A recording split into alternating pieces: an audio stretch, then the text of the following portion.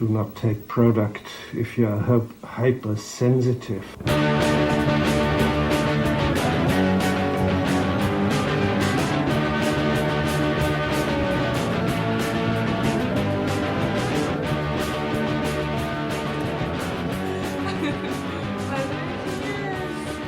What's going on with you? She's like, oh, get me the fuck out.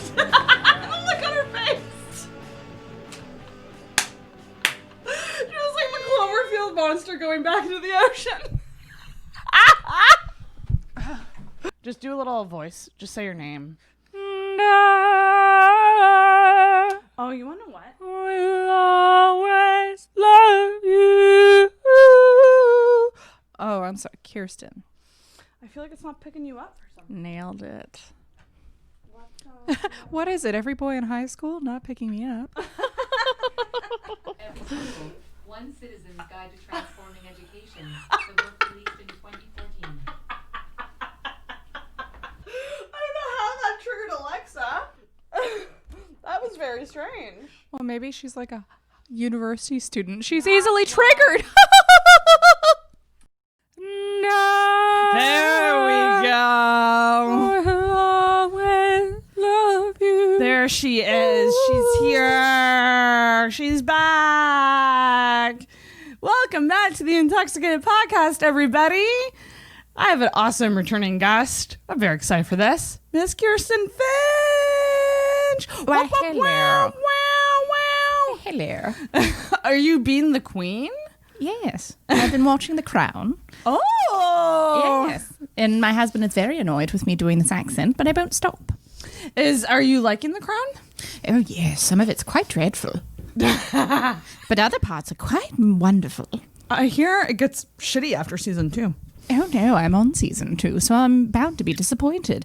But I heard people are very excited when Princess Diana gets introduced. I do want to watch that whole season. Can I just skip to that season, or do I have to watch the other? yes. Okay. I can. Okay. It's really confusing, though, because I think in season 4, because they start when Queen Anne, Queen Lace, Queen Victoria, Queen Lace. Queen Elizabeth. The second.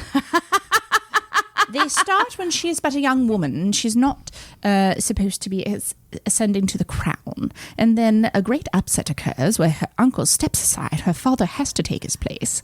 This is all on Wikipedia. And she is expected to become queen. And that's where the drama begins. So later, to skip to the... I'm a very gifted voice actor. Please hire me. She's available for work. I can do British accents. And that's about it. You do it really quite well. Thank you. I've irritated my husband endlessly. Oh my gosh. We've negotiated a truce where I can speak in a British accent from 2 to 4, exactly tea time. Oh, 2 to 4, which is this whole podcast. Yes, and he's started leaving our home or kicking me out. So I'm sorry. Does he actually like the show?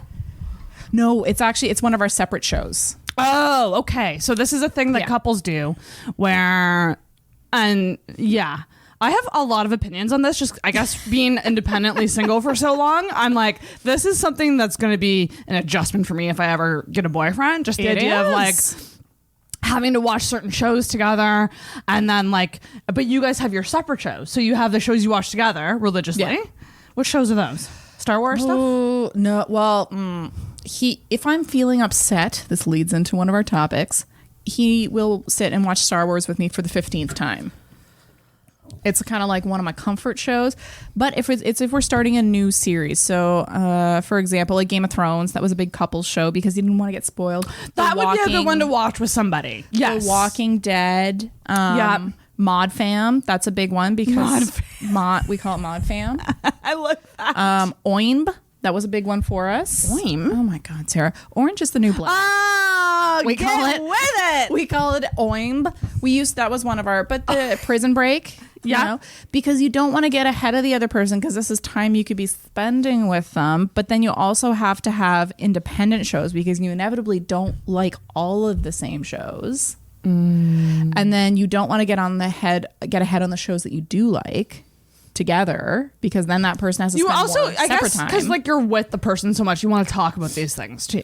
So I guess that's a huge part of it. Like if something happened on a show and you were like really excited to talk about it, it would suck to not be able to do that. But then think about it. If you're together and you guys roll up to say like, you know, Sunday night, nice little night in, and you're about to go on to Game of Thrones and you see, oh my God, we were on episode 1. We're on episode 7 now.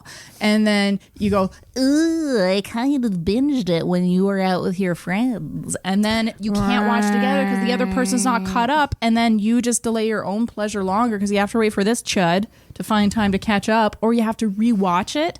Some things I have done before is secretly watch the couple's show and then lie. And say, oh yeah, no, what's going to happen this episode? Is Sean going to watch this podcast? He will not. He will never find out. I'm confident.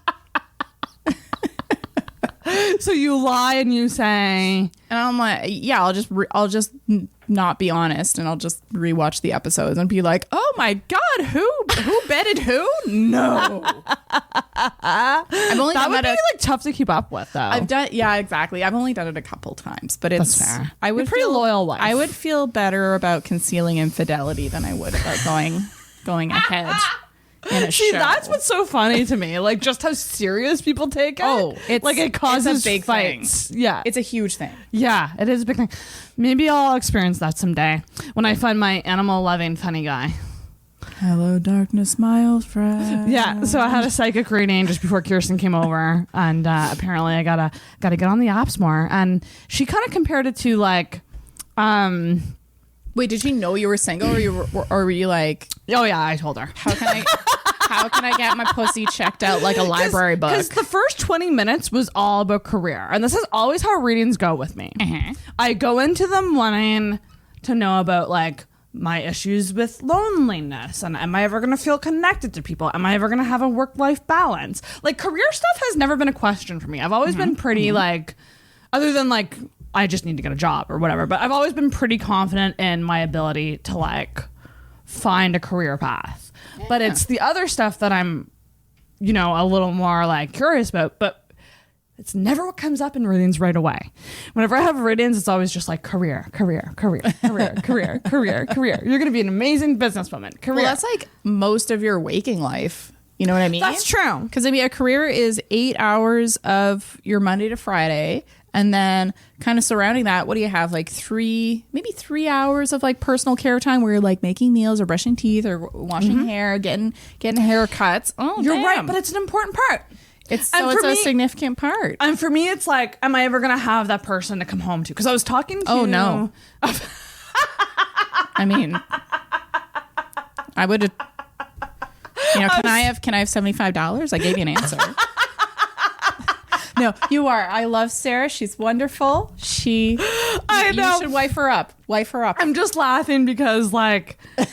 It's so mean. Because I was talking to Danielle about, like, friendships right now and how, like, the group chat with, like, you and Kirsten... You're Kirsten. I am Kirsten. You and Alvin, Adrian. Only sometimes, though. I have so many personalities. Fuck, ADD brain. I just forgot who you were.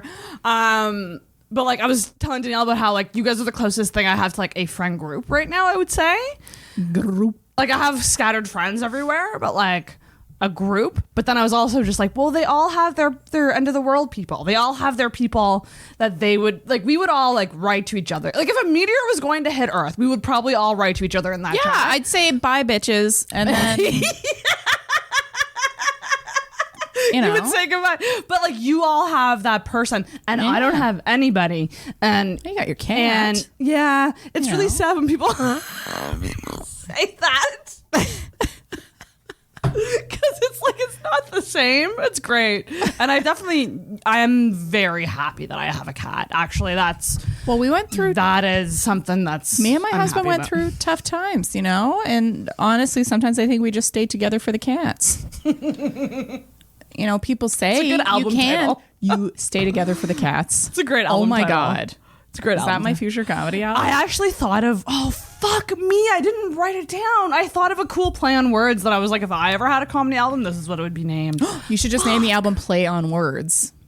I could do that. That'd be fun. But it was something that was so good. Has someone ever written a play on words? They just read a dictionary. Think about it. They just took out a dictionary. It's like a one-woman show, just me reading a dictionary. Play on words. And people go up and they pick a page number, and you just find a word, and I'm like, etymology.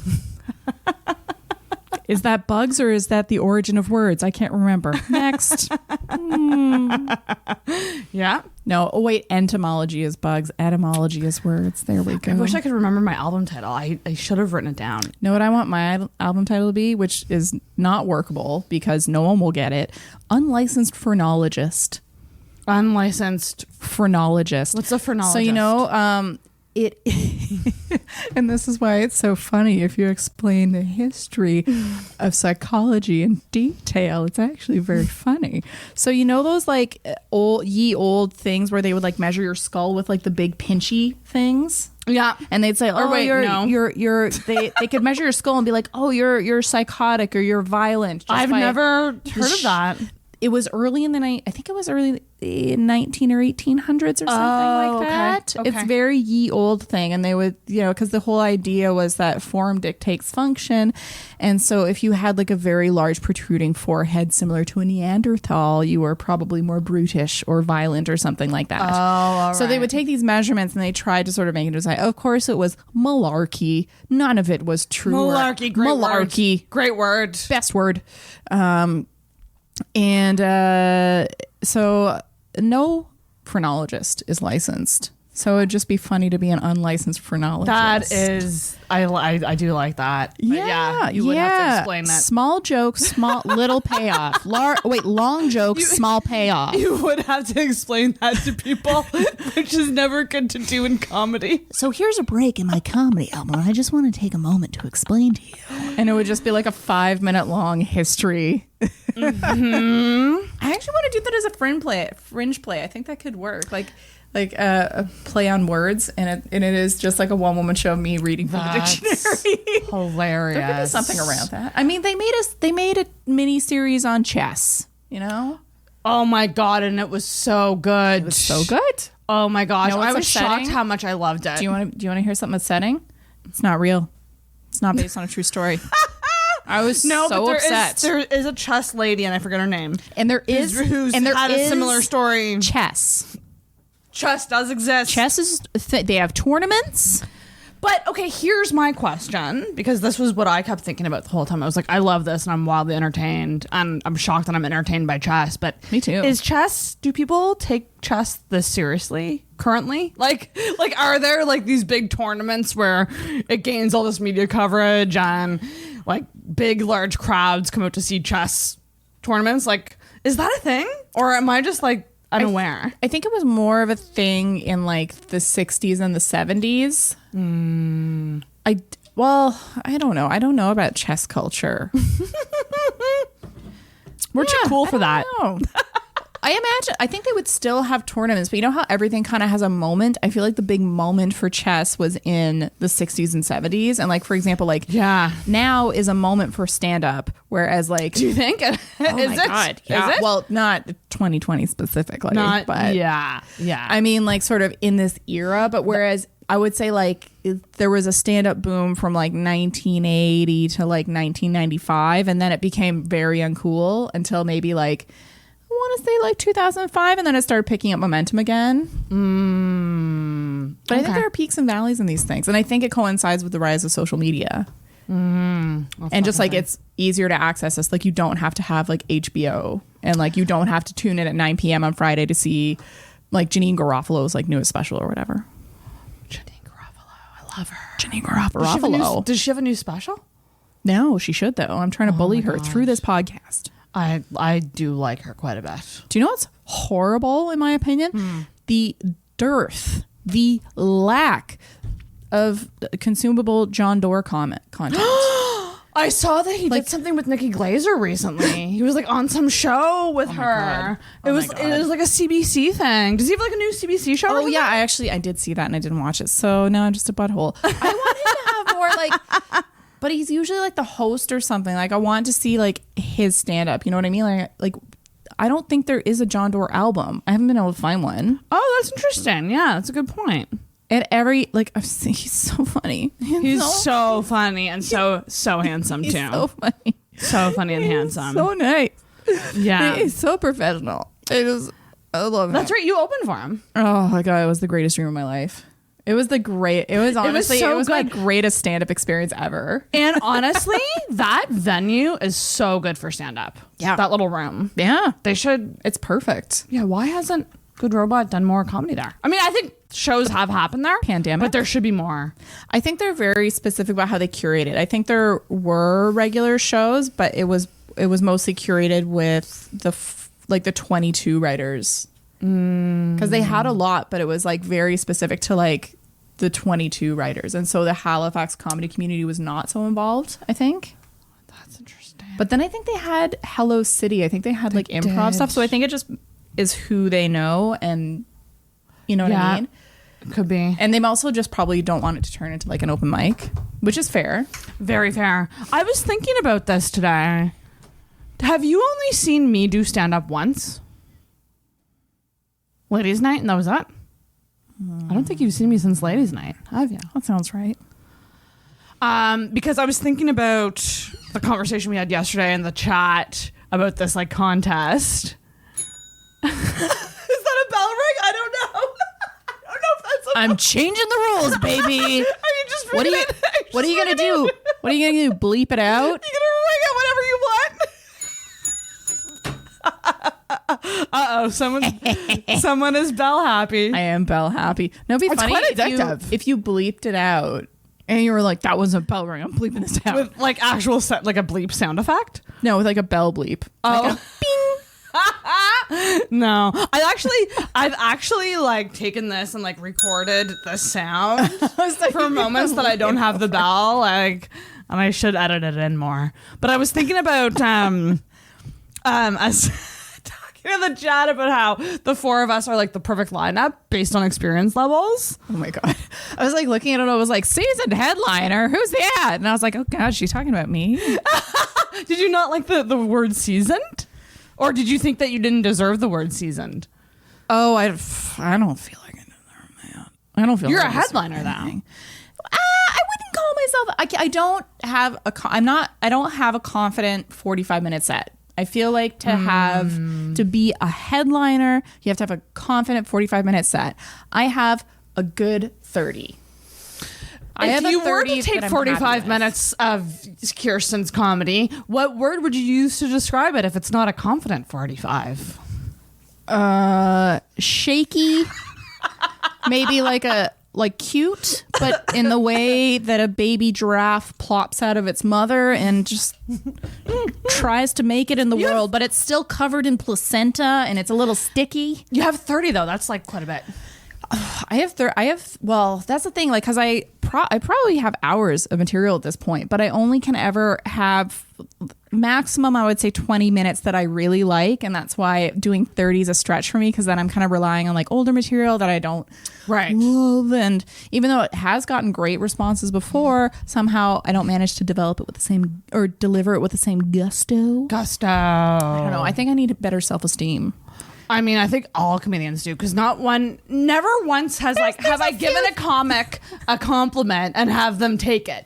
There's a few that can be knocked down. There's a few I can name that could be knocked down. Oh, well, yeah. I don't think that those. I think most of those people haven't been guests on here. Most. Keyword most, not all. Oh, that's saucy. No, I'm joking. I love everybody. Yeah, no, but I think that that's such a thing that like you navigate in comedy is like your ego and stuff. Because like, so in the chat, essentially, we were talking about this open mic contest. The chat, and like you guys were like, oh, we should all go together, and how fun would be to be in this contest together, or like go up and do a show together. And I instantly went, am I included in this? Because I don't feel like I instantly took myself out of the mix purposely because I didn't feel. I instantly felt comfortable with the idea of entering myself into a contest. Let the gatekeepers do the work of gatekeeping. Okay? You're not the gatekeeper. Like you. That's true. You throw your titties in that ring. Okay? Do you have to put the video on YouTube though? Do you have to promote it, or can you just send it to them? You just literally like I would put it up as like an unlisted link and then send like don't private it because then sometimes like they don't want to type in the password and then the password doesn't work. Just put it as unlisted so that anybody can watch it, but like you can't search it. You know what I mean? And then send them the link. That's it. It doesn't matter how like sometimes they'll have. There'll be different contests where you have to get like the most watches or whatever, but because that was what I was worried about, because that was the thing that I think instantly made me go, this isn't for me, because I didn't want to be like, vote for me. Like I literally have done stand up 29 times. Thanks 2020 for canceling comedy before I could hit 30. Would have been so nice to like get that nice round number, but no, COVID. And I know here's a hot opinion. Please. I feel like there are a lot of people who would disagree with me, for sure. I feel that comedy can be too hierarchical sometimes. Like that you're a bag of shit and you deserve nothing because you've only done like 30 sets, whereas this person's been doing it 10 years and they deserve like all your respect. That, and I think it needs to be a mixture, because I know people who have been doing it for like 20 years and they remain terrible. Whereas you, on like your second or third set or something, you had the air of like a polished, like, I don't know, year 3 or 4 comedian. It was remarkable. Yeah. And like and the other thing too is another hot take, and not to like throw people under the bus, but I do think that sometimes more experienced comics pick on newbies a little too hard. Like, no, and I've done that. I've 100% done that. I've been like a bitch because I can be a bitch. And then I think I dialed it down. I think most people. You're really good. But I would say like, and it's just, here's the thing. Here's what it is. It's easy to do, and it's easy to get annoyed, and also like the arrogance of the personality type that goes to trying stand up. Yes. Sometimes they do need to be tamped down a little bit. Like you do have to teach people, like you have to be like, you do need to be on time. You need to be here like, like, but it can't be unspoken. You know what I mean? That's very true. Like I will always say that I don't have new comic arrogance, but I have new comic energy, which I think are I think that those are two different things, because the arrogance thing is like the ego, and you see a lot of male comics with it, just saying. That ego of like, I don't know, I think just a common thing with people who start comedy, which is why I'm excited that this girl messaged me on Instagram. Shout out, you know who you are. I won't name your name, but I got a very nice message from a future newbie, and it's a woman.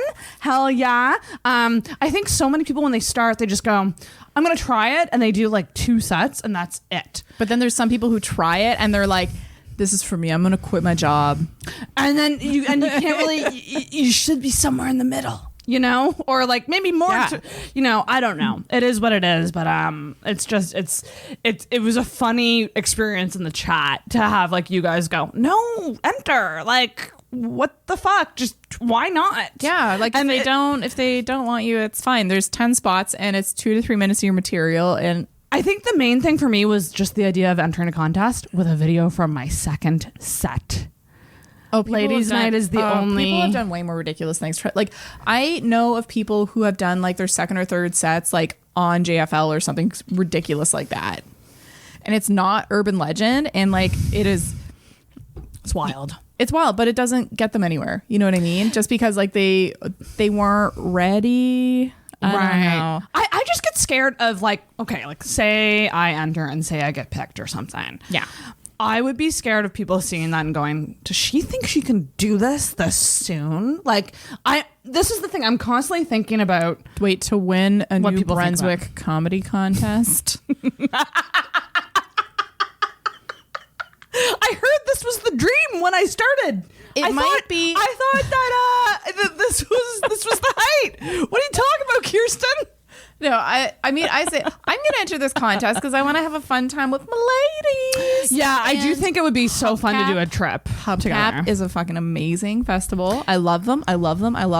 But I don't think winning the contest is an immediate path to a full-time career as a comedian. Mm-hmm. Mm-hmm. And so many people treat that's so true. This person got Halifax Comedy Fest. Boo! Why'd they get Halifax Comedy Fest? Not so much funnier. One spot on the fest. all these little, there's no one break. There's little tiny steps you make towards advancement, and then one day you're just doing it. That's so true. And it all comes out in the wash. It's fine. New comics, I hope you're hearing this because it's fine. Because I want stand up to come back. I truly do really miss it. But I do hate like the egos, like the people that make up like random rules and they expect you like like I do. Okay, here, Vaughn. Yeah, bring him up. Who I love, but he was so ridiculous about like you had to be there 30 minutes before the show, and I was 30 like, minutes. I was always like, fuck you. I'm not showing up to Gus's 30 minutes before the show. Like, I will come. Like, I was like, I'll come at 1:45. That is the best I can do. Yeah. But also, anyways, but then there's like newbies who would roll in at like 8:15, and it's like, oh no, you gotta, or you have to like message, or it has to be an exception. Like there has to just be some kind of like this isn't. What do you think this is? Rock and roll? That's my new. Yeah. If I were to run a room, if it's a pro show, my rule is 30 minutes. Like if I'm being paid 30 minutes in advance.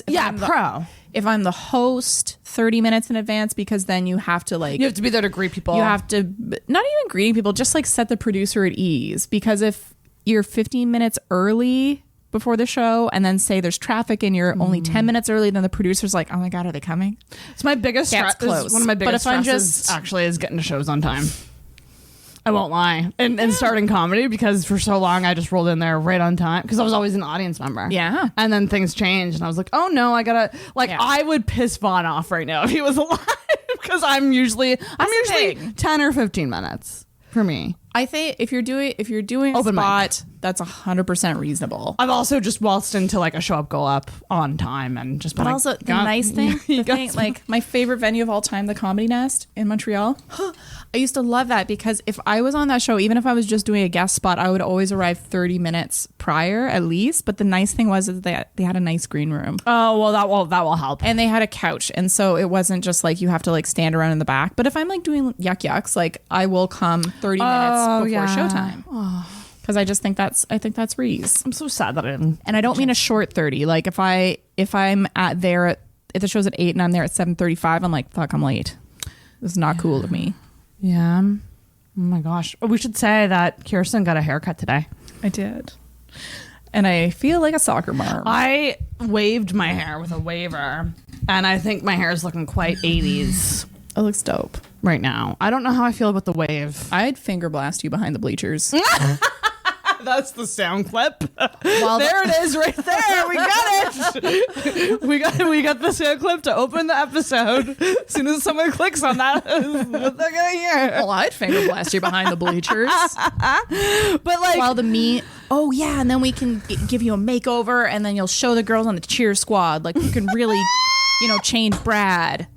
Cheer Squad. Cheer Squad. Yeah, it's definitely a Brad. 80s movie. The name Brad is... Shout out to Brad McDonald. Who's Shout out Brad McDonald. Ironically, not a Brad. He's not. No, he's a nice guy. Yeah, he's not that... I mean, like, he has douchey elements to him, but... Look, I know we have man does.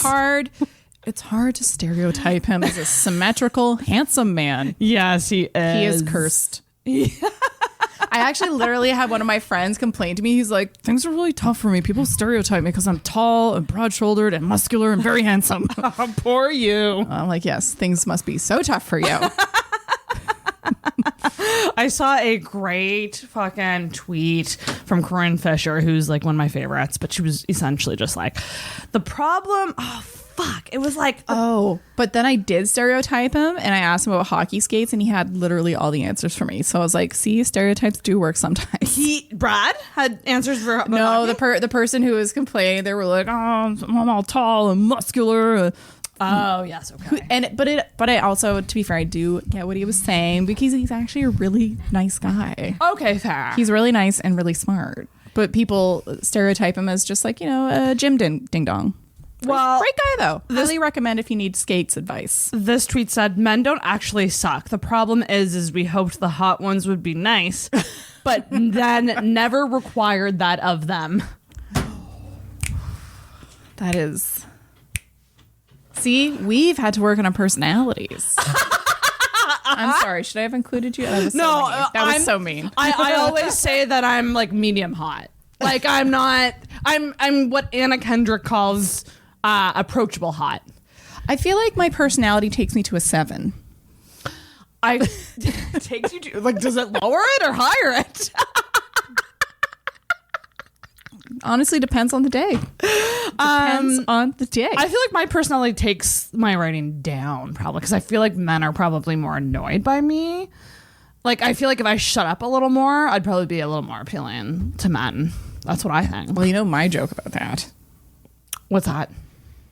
That I can't even remember. Yap. Woman, you just yapping. Well, oh God, I tried shutting up, and it turns out that's my husband's fetish. Oh yes, that's a great one. That's not. It's like more of like a story joke, but like, and I can't remember it because I haven't stand him in so long. Oh my gosh, it's been so. But he basically was just kind of like, I was like, oh, are we gonna have sex? Oh, your balls are so smooth. And I was trying to say, and he just puts he's like, don't talk. Yeah, that's right. Like, just shut up. Shut up. I'm like, okay. Yeah. What, you don't like my sexy talk about your balls? That's the thing. In this voice. Have you ever met? Yeah, there's like some women I see that I'm just like, yeah, you've never really had to try, and that's unfortunate, but good for you. But also, I think those people are boring in bed. I don't trust men who are good looking in bed. You don't? Yeah. Because I mean, my husband's really handsome. What am I saying? Yeah, like you're digging yourself into a hole. You mean the people who are like the model type, like good looking, Abercrombie and Fitch model. That's like right. Like the standard, like, you know, perfectly symmetrical face, chiseled, hates carbs. Mm-hmm. Like he's not gonna be good in bed. Probably not. There's no way. They're probably not trying hard. Yeah, pussy's a carb for that guy. Mm-hmm. He's not gonna eat it. Oh my God, Andrew Scholes was on Scholes. I never know how to pronounce his last name. Scholes? It's just Jew. Scholes? Is it Jew? He was on Whitney Cummings, and he was telling her about how he found out he got COVID because he was going down on his fiance and couldn't smell or taste her pussy. I thought she like got the call while he was down there, and she was like, "Sorry, I got what? Oh, Andrew." That would be a good TikTok. Can you imagine? That would go more viral than ours did. But yeah, it's really funny because just the idea of like, you're going down on someone and then you're like, I can't taste or smell this. That's bonkers. The people that can't taste or smell like months afterwards, that'd be the end of my life. But I get so skinny. Probably the only time I would eat ass is if I got COVID. I won't lie. Like, honestly, I do not listen. We know someone, we won't name names, who loves it. But it's just not something I ever want to do unless the person wanted it and I had COVID and I couldn't taste it. But but the texture would be bad. I think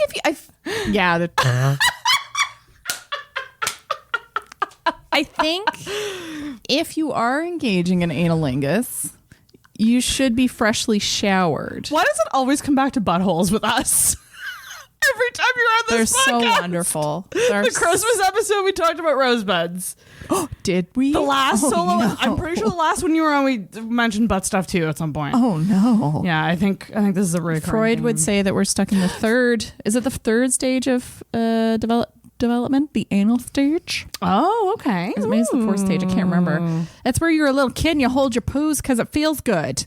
It feels good to hold poo? That person clearly doesn't have IBS. Think about. Oh, okay. If you don't, do you have IBS? Oh yeah, big time. Oh. Me and Brad McDonald bond over this all the time because he has it too.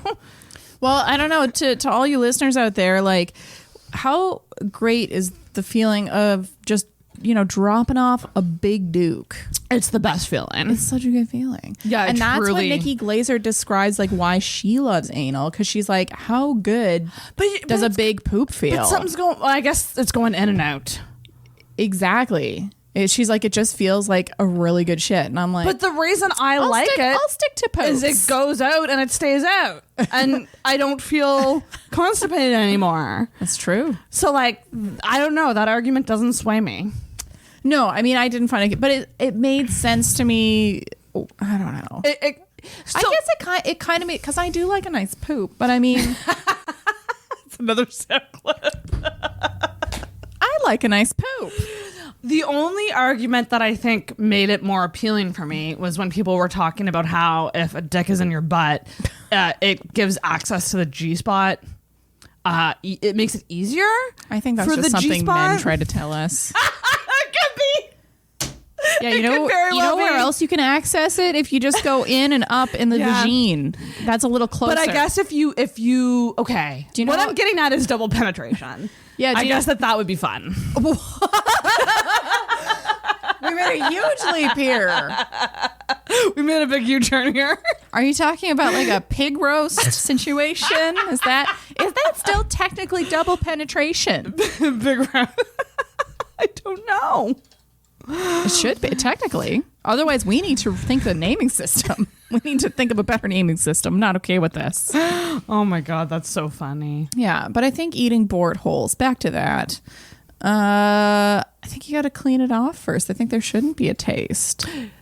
That's true, but psychologically, I think for me it's I know too much about the bacteria there. That's true. You're c'est pas pour moi. Because you get right in there, don't you? But there's bacteria in the vagine too, and I mean your stomach acid's pretty potent, and you can have some bad vagina days. You can have a bad vagina day. There's some bad ones. There's some days that are like, nothing should come near this. Where you're like, well, this is a bathing situation. Yeah. We're going to need the eucalyptus bubble bath. Oh my God. Ooh, I got some of that tonight. Ooh. The psychic told me that because I essentially asked her what I should do tonight because she was like, clean out her vagina. I have TikTok girls that invited me to something. Scott McLean invited me to something. And then everyone else has plans. Wait, TikTok girls? Do you have a TikTok fan club? There's no, they're girls I met on TikTok even before we did our TikTok, but like did our big thing. We did our thing. I don't know them that well, but like they did invite me. And I'm just kind of like I'd rather hang out with close friends or none. That's kind of the mindset that I'm in, but I'm also just like, I'm just gonna have a chill night and not care. Yeah. I'm gonna have a bath, light a candle. Because the psychic was essentially just like, you should use this time to manifest your lover coming into your life. She's like, and she even said, you know what she said? And maybe this is again going back to life coaching. Also support you masturbating tonight. The bitch told me to essentially clean my room. She's like, so when you solid advice. When you put energy into your bedroom, because the bedroom is like the romance center, right? Mm-hmm. She's like, so if you've been neglecting that, if you put your energy into cleaning your room and making it like a good, sensual, like romantic, clean space, it's gonna like manifest that energy for your future partner. Yeah, so I'm gonna clean my room. I've never run into someone who has like a messy living situation where they're like, I feel like I have my life completely together. It's true though, but I also blame ADD on how messy I am. Because that's an ADD thing. Could be, yeah. For sure. Because it's like, I can get certain things done. Like, there's certain things I can get done. Yeah. You want, like, a bunch of sound clips for my podcast, edited all funny and awesome? I can do that. You want TikToks? I can do that too. TikTok. I can do podcast editing, video editing. Stop. I can focus on those things. But it's the other things. Yeah, cleaning, dishes, taking out the trash, organizing. You should. Do you like to organize? I only begrudgingly do it for myself. I assumed that you did. I don't know. Maybe I kind of do.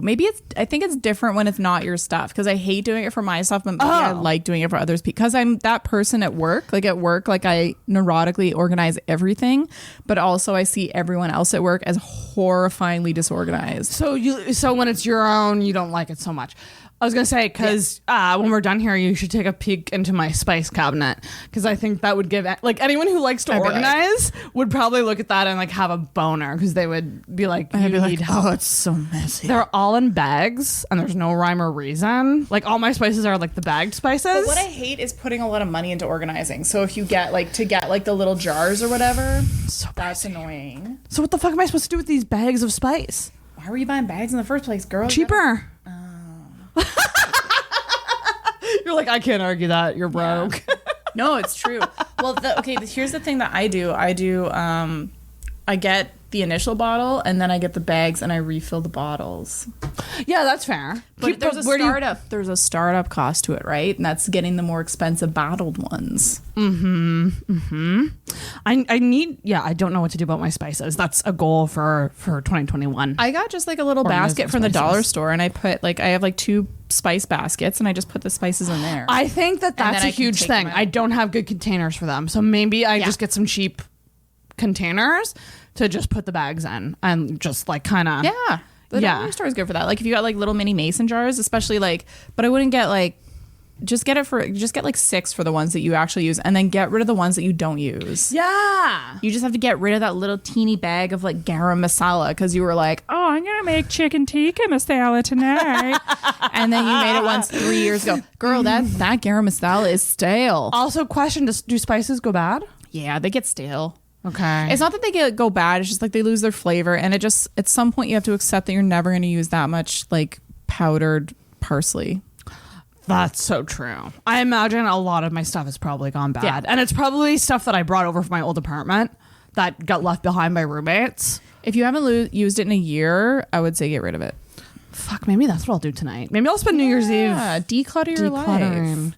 It feels so good when I get bursts of that where I just want to throw everything out, and I love those bursts. I have that too, but then I go, oh god, I can't part with that.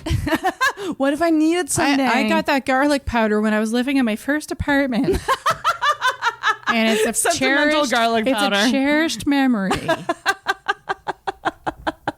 But my hair's cute. The hair thing. So the psychological things that we go through as women when we get our hair cut is insane. Like I look like this.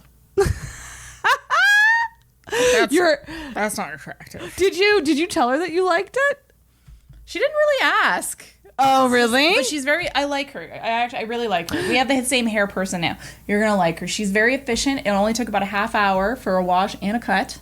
Okay, I'm also gonna color, so it might. She's freaking, and I'm going back to get a little balayage. Oh, you're gonna do some balayage. I don't like how dark my hair gets in the winter. It makes me kind of sad. I like the beach blonde that I get in the summer, but I gotta shade a little in the winter, I guess. That's a great thing to do. Yeah. I think I know that I'm gonna like this lady because when I booked my appointment with her, I texted her, and I was just laughing with Danielle over this because.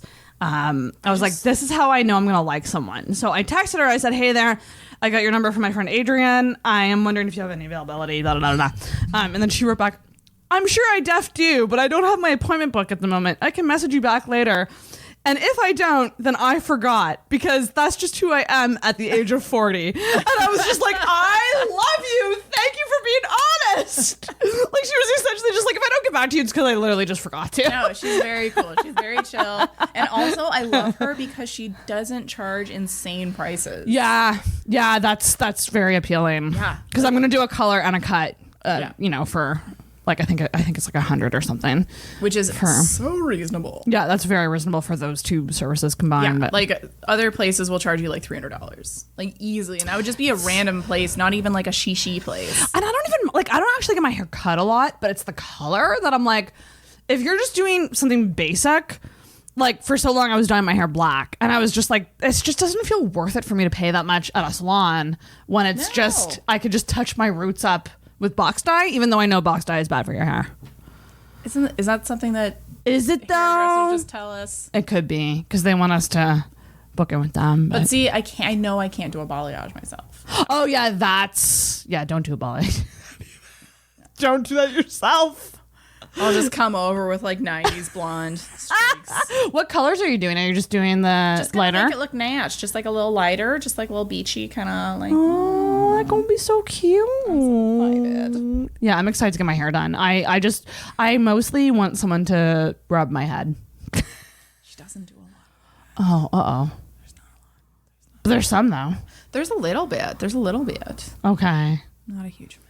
I wish I could pay But it's more. $30 for a haircut, and that honestly makes me so horny. Yeah, that's really, really good. You can actually get that at places like Head Shop, but you have to ask for someone who's less experienced. Like you have to specifically say. But the thing is, she's not less experienced. She's like, you actually get a good haircut. And that's the thing. You're getting good experience level for a good price. Yeah. Which is if you go to a salon, you're getting decent experience for a low price. So because I think I paid like $30. I'm all about comfort and like just making my life as easy as possible. So I went to like the little place in Cole Harbor. It's just like a little shack, and it's just kind of like wacky crazy hair. Like I should have not gone to a place called Wacky Crazy Hair. Is that what it's called? It's something like that. Wacky Crazy Hair. Wacky Crazy. I can't remember. Please make I was like, this can't be hard. And I called them and I was like, look, I'm a fussy woman. Fussy. I'm a fussy, I love difficult the word woman. Fussy. Can you please put me with someone who has experience cutting short hair? And they said, okay. And I walked in and I sat down in the girl's chair, and she seemed young. So we started chatting. So I said, hey, how long have you been doing hair? Maybe like early 20s, maybe 19. Oh my God. And she was just kind of like, oh, I graduated like 4 months ago. I was like, oh dear. Oh boy. And at the time I had like a little pixie cut, and I really liked that there was like a point in the back. Like your hair's grown quite a bit. Thank you. Okay. Yes, a biological function. Thank you. Had a little pixie cut, and I had like a little point, and she just looks at me, she's like, I don't know how to do that. Oh my God. And I was like, I feel like I could do that. I think you just cut it into a point. Anyway, so then she was like, okay, I have a plan. Let's just go slowly, and every time we make a cut, you'll say okay. And in my head, I was like, oh my God. I was like, this is a terrible plan, but let's try. And at one point, the poor girl got so freaked out that she eventually just called over the owner of the salon, who like irritatedly finished my cut, and I never went back. And that girl never, because I go there for pedicures still. And that girl, they were like, yeah, she left. And I was like, oh my God, it was because of me. Oh, probably not. But I doesn't have confidence. I was very nice about it, though. I was like, of course you would be. I was like, I'm sorry, this is my fault. I'm fussy. I told the receptionist, this is really on the receptionist, that I wanted a stylist with a lot of experience with short hair. Yeah. I'm so sorry. Yeah, this was a mix-up is what it was. Then, you know what? To her credit, she had fantastic customer service. She was very happy and ready to admit when she was like, I'm not good at this. I'm out of my comfort zone. Well, yeah, because what you do... And her next client was an 8-year-old child getting a bowl cut. There you go. Because what you say is I'm just going to be honest with you. I'm not the best person to do this service for you, and you deserve the best service. So I need to step away from this, or like I need to find someone who can give you what you want. I felt awful, but I also didn't want to look ridiculous. There's so many like weird little codependent things that happen, and it's so funny to me because I had it recently with the fucking coffee machine. So I got some money from the parents for Christmas, like I always do, and I went at this Nespresso coffee machine. And I went to the kiosk at the mall because the pods for this fancy coffee, which, by the way, how was your fancy coffee? It was so good. There you go. It was so frothy. With the money. You can only get them at the mall, or I think there's 2 other locations in Halifax that you can get these pods.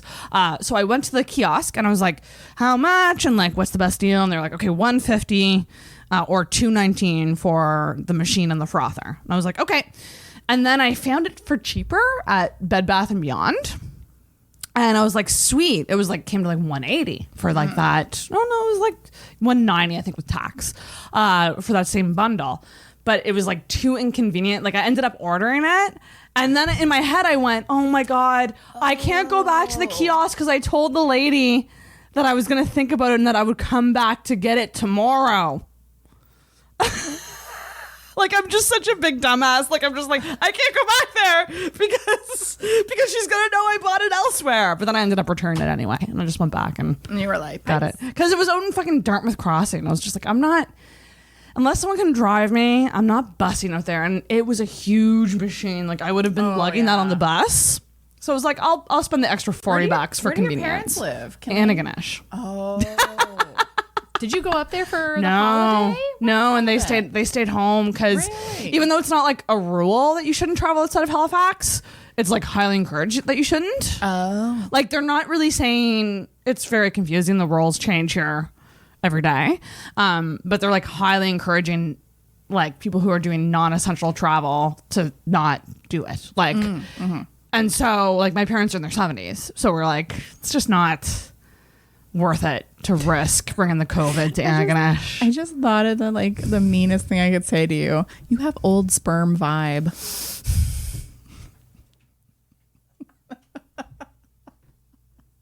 It's not true. I don't even know what that means. I do know what it means. You know what it means? What? Someone with a bad childhood because your parents are too old to relate to you, so you grew up feeling unheard. Oh. Maybe I should be the freaking $75 freaking truth teller lady. Oh my God. Yeah, you just tell people you have old sperm vibe. I just love that old sperm vibe. Just someone who looks like they have old parents. I really like that. You need to make that into something. There's a certain type. There is it. I think it's because if you have older parents, you're probably not going to be as close to them because like I didn't feel close to my parents growing up. Mm-hmm. Like my mom was 42 when she had me. Mm-hmm. Like, which is back then was considered, like nowadays not so much, but back then, is it? Well, 42. Yeah, let's. I don't know. I know there have been advancements in fertility, and it is less unusual to have children later now, just because women are focused on their careers, and it takes that much friggin' longer to get established. Also, what the psychic told me was, people who are career driven like me, find their people later in life. That makes sense. Yeah.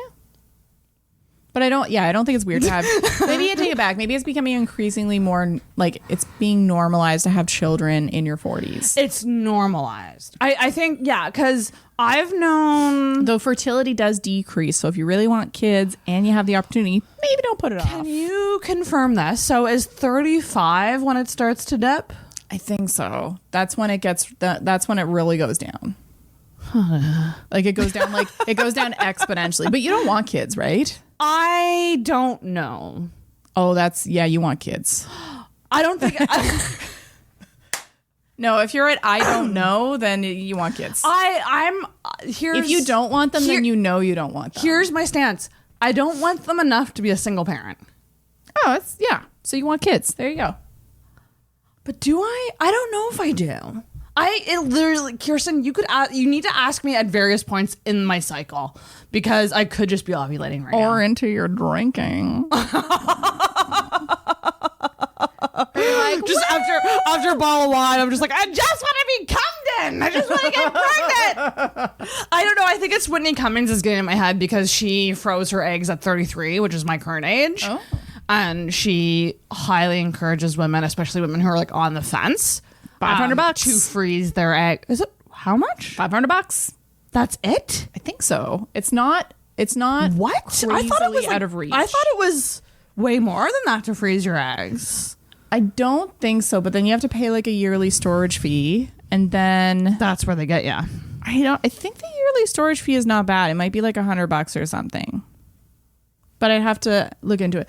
But can that be your next project for me? Is to look into the price? Kirsten has been so helpful for me. I'm going on a journey with ADHD, trying to get diagnosed. A journey. And you have to navigate a whole system and get referred. It's very confusing. And then and you've been so helpful because you're like, here are the medications you should look into, and like. But yeah, talk to this person. Don't do this. Do that. I love it because you're like sheep herding me into adulthood. I'm like, I'm gonna fix you. God damn it! Please fix me. Gonna organize your spices. So the next thing you gotta look into is that because if it's only $500, fuck, I'm gonna fucking do that. Here's the catch, though. To do in vitro, it's a lot more. So to use those fertilized eggs, but maybe by the time that you want to use, because then if you use them, I think like most people on in vitro fertilization, I think they spend like $20,000 or something. Because I think it's only for one pop, isn't it? I want to say each pop is like $7,500 or something, but like most people will need like 2 or 3 rounds. I think there's only a 30% chance of success with each round. Some people may never get pregnant from it. It's wild. So you never.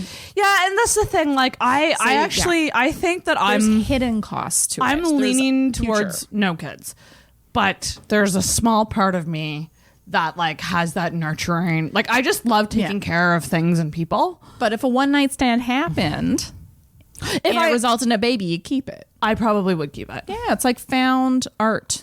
Yeah, I hate saying that, but I think if I were to get knocked up, I probably would take that as my chance. Or you could just give it to me. I could just give it to you. I hope you bone somebody smart. Yeah, I don't envy the journey good genetics of trying to get pregnant. I don't envy that. It seems very stressful and not fun. What's not fun about banging all the time? Looking at your husband and be like, I'm ovulating. but I'm not going to stop reading my book, but I need you to get back there, buddy. But I think it would just be that feeling of like when you get your period and like that would be the sucky part. The banging would be the fun part. Maybe. Or it gets a little mechanical. Efficient part. My husband's just back there like crying like it's me so fun. And I'm like, shut up and pump harder. Oh my God. Yeah, quietly continue reading. Because how can you make something that's so planned and like it's planned for a reason? Because like you're taking advantage of like timing and ovulation. No, and you have to be like, you keep your hands off your noodle, mister. Because I'm gonna ovulate in like 4 days and I need all your man. Like masturbation police. Yeah, I have to be fucking masturbation police. And they're sneaking off to every corner of the house trying to touch their own little noodle. Jesus. Ew, noodle. It's a terrible word to describe a penis. Oh God, side with my husband. Kirsten, can you stop calling it my noodle? No, I will not. That's funny. Kirsten, it makes it very hard to maintain an erection. Oh my God. Fine, you're ding dong. So we should talk about what happened over the last. When did our TikTok happen? TikTok. I can't remember. It's just been so busy. I know. Was it just? I think it. Know what it was? It was early December. It's been about a month. I think things were shut down. I think at that point, were they? Yeah, they were shut down because I remember when. Okay, so because I was doing it to avoid studying. Well, this is what's interesting about the TikTok thing. So like, it was very spontaneous, and so I had made a TikTok. And listeners, if you don't know, which you might know, but like I made a TikTok about like being a nervous woman waiting for my test results and having not heard back and like being that like I'm just kind of follow up, like no big deal, but like maybe you spelled my email wrong, you know, it's spelled with an L, it's not a 1 after the H, it's an L. Like I was just kind of doing this funny overly paranoid woman. Because I actually work at the testing sites, and so sometimes we write the emails a little quick. Yeah, a little quick. And that was a real legit concern I had because I hate my email address because of that fucking L. People have looked over and been like, oh, you miswrote that. And I'm like, I am so sorry. Exactly. I have been working for 11 hours. It's a long time. Very tired, not focused. And you've been doing the testing too, haven't you? Yeah, it's fun. Oh my God, that's wild. It's really fun. Do people ever react like over dramatically to the swabs? Here's what I think it is. I think that it's a weird sensation and no one enjoys it, but I think people with high anxiety, like they're already on high alert, and so they do tend to like react worse to it, if that makes sense. Yep. Because I didn't get nervous until right when she was coming towards me with that. Because when you're anxious, things hurt more. They've actually done studies about this. Like when you're already high anxiety. So of course so it's gonna, you're expecting the worst. Yeah. But in some ways I'm like, if you expect the worst and then it's kind of like getting a tattoo. Like when I got my first tattoo, I was like expecting the worst pain ever. And then I was like, oh no, this is just like kind of annoying. It's an annoying pain, not so much a like it's not a hard, terrible pain. It's not a hard rule, I'd say. Like some people go, oh, that wasn't as bad as I thought it was. Or some go, oh God, that was exactly. It must just be our noses though. It must just be like our sensitive noses.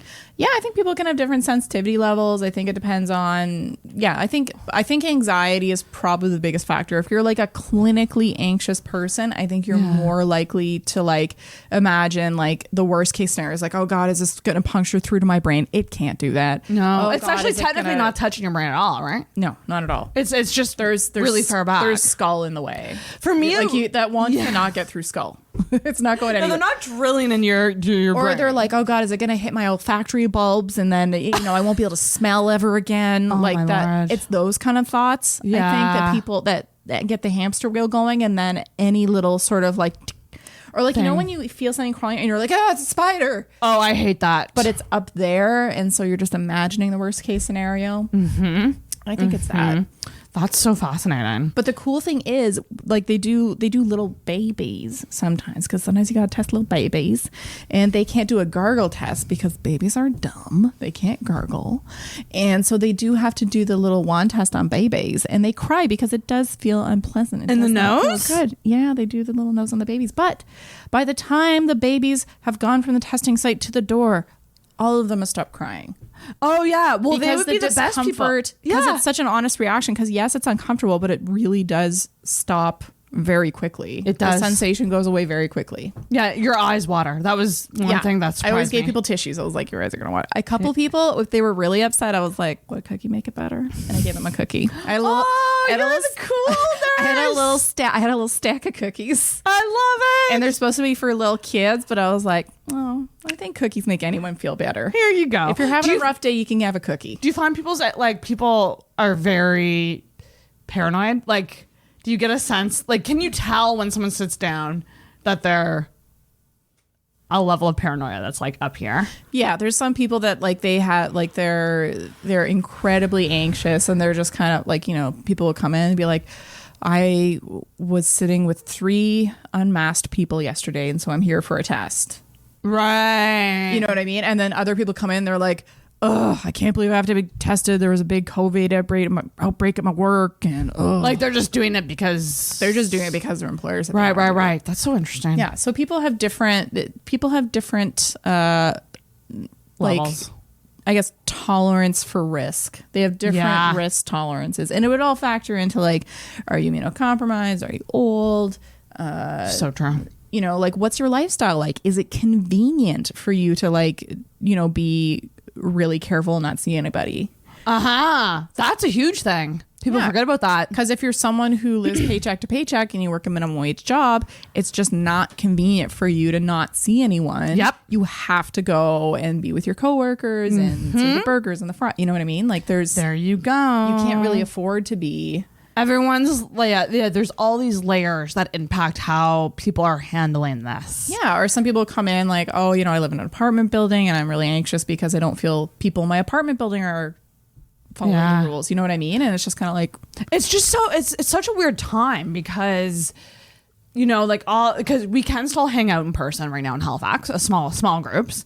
And for me, it's like I'm such an extrovert that like I always want to host things. Yeah. And so I'm always like I'm always doing the whole like, here's an invitation, but oh my God, do not feel pressure. Like you really don't have to, like, it's literally like, don't even worry. Don't even feel you have to explain to me if you want to say, like, I'm just like, I'm overly accommodating because I feel like there's this thing where you can't say no to a plan right now without explaining, it's because I'm paranoid about COVID. Or you go into detail, like Alva going into detail about like her, like the medical things that she has and why she can't really leave. And I'm just like, you don't have to explain. I totally understand. And I feel like a dick for even asking.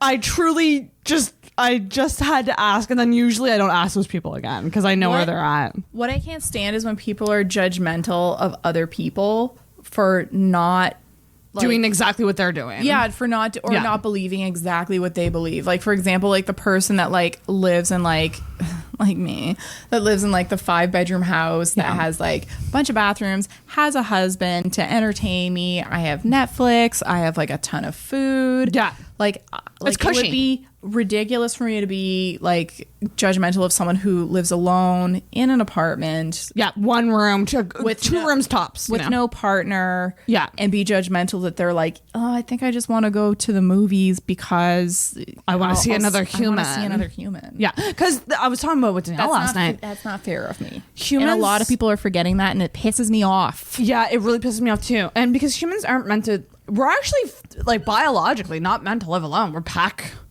creatures. Yeah. Like if you go way back to the caveman times, like it was a pack mentality. Like you had women had other women around them, which is why like if any of you bitches get pregnant, we'll all rally around you and we'd all pick the berries. Yeah, hunters gatherers or whatever. Yeah. And so like it's just this weird time, and it's just always so weird for me like trying to like maintain mental health by like reaching out and asking people to hang out because I feel like I need it, but then also respecting their boundaries. Oh no, you can ask and then they say no, and then you back off. And you back off. Yeah. It's a weird time. But going back to TikTok, so I made that TikTok. I sent that to you. TikTok, you don't stop. And then you came up with the idea to call me. Like to sit here, like so it was filmed right here, and I love how people thought it was real, and yet you magically had your camera on. That's the first tip off. Yeah, right. Like I was just filming myself waiting for the call all day. Yeah, and you had like lighting, glitter backdrop, your makeup's everything. done. Yeah. But what was crazy about that was like that day, like I hated how I looked that day. I thought I was like shit. Wait, it's not every day? Well, I mean, most days lately for sure. But yeah, that was one of the rare days that I didn't actually love how I looked. But like, yeah, so you called me and we did you had a whole script. I want you to release the outtake. There's only one outtake though. We only did it twice. That's right. I broke you. You did break me. I felt so good about that. It's very validating. Well, it's weird for me because I don't have faith in my like comedic acting yet to like trust the first go. So like I needed that second go. You were perfect as a deadpan because that was the whole thing. That like the deadpan real reaction. Yeah. Yeah. Like I'm a Virgo. Yeah, I'm a Pisces. Yeah, a lot of people really liked that part. A lot of people identify with that, but essentially you call me back as a nurse calling with my COVID results and saying you have tested positive for being a whore. There's a big pause in between being tested positive. Yeah. For being a whore. Yeah, the way you said it. Like just the way you said it was perfect. And before that, you had asked my name and birth date. And at the time, which lends to its credibility. And you had a great like nurse voice too. Just like very tired. I've been here for 10 hours. I've delivered this diagnosis dozens of times today. Don't think you're special. And then the other thing too, so when you asked my birthday and I gave you my real birth date, which, yeah, I know. I should have thought to be like, bleep that one out. But here's the thing. So a lot of people alert me to that. And honestly, like there's so many fucking people that I know their full names and birth dates. The funniest thing was the contrast and the people being like, oh, you want to get cyber hacked? And then the rest of the people commenting, oh my God, it's my birthday too. Which was like 90% of the comments. Yeah. 90% of the comments. Yeah. Not even people were also getting excited, not only about having the same birthday, but about having an adjacent birthday. Yeah, I was born on March 6th. Oh my God. I was born on June 12th. What? I literally want to get a t-shirt that says I have the same birthday as you. Like, because that was like the majority of the comments. But you're also, when I say March 5th, 1987, I'm a Pisces, and you go, you pause and you go, okay. That was one of my The things. okay was, I think a lot of people really, really liked that in the comments too. The cogs in my head were turning. I was like, should I say something funny to this, or should I just react how I like how the a nurse okay. would react? Like it doesn't matter that you're a Pisces, you crazy bitch. And because you can kind of tell, like I wasn't expecting that response because I go, oh, and you, yeah. Okay. Yeah. It's very natural. It was really so good. And then so that video happened. It was so funny. It took me very little time to make. Like I chopped it up a bit and I literally put subtitles on it, which, by the way, there was a fucking typo. And you want to know how long it took for that typo to be told to me? 2 million views. No one could have told me. A couple thousand. Yeah, no. But you wouldn't have 2 million views. Someone had to go. You wouldn't have taken it down to a couple thousand because you still would have been like, oh, this is a highly viewed TikTok. Can't tell you how pissed I was at that, because that's a flaw of mine, and I've talked about it with my bosses at work too, about how I'm very bad at proofreading and I'm very bad at writing things, like especially like with like social media posts and stuff, like writing things very quick and then just posting, and I don't, and I'm bad with that, so that really pissed me off. But regardless, all of that being said, our TikTok like exploded, and it's like now over 3 million views, which is bananas. Yeah, and it's like a bunch of likes too. I haven't been keeping up with it. Who can? But like, how crazy was that? Like that hilarious. I'm still hoping that like people will recognize my voice and be like, "Wait a minute, are you Becky?" I'll be like, "Yeah." And the best thing is I think the best. Like, I mean, it's just funny to look at the comments, but my all favorite the people being like, "Do you have COVID?" Yeah. Don't come near. It's just like, did you watch the whole video? That's the point. You need to watch the whole thing, motherfuckers. It's not even long. Like, I don't understand. It's not even that long. I think it's like it's just a minute. Bless the people that think it's real, though. Bless them. People. Bless those sweet summer childs. Or like, are there people that are? I haven't looked at the comments yet. Are there people that are mad about? You shouldn't joke about this. I didn't really see so much of. I mean, there was one. Like, so in the initial phases, there was one girl who wrote, "I can't." For a second there, I almost got mad that you were posting the confidential conversation, call.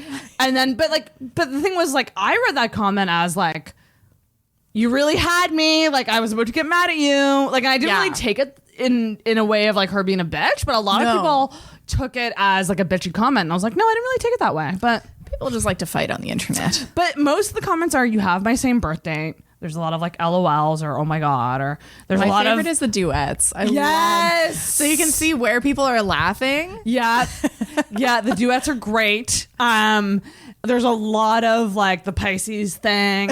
My favorite ones are the ones that are like, I came back to watch this. Like, people will write like, I saw this and I had to find it again to rewatch it. Like, those are my favorites. So I went through like this weird psychological thing with that, because like you had helped me with it.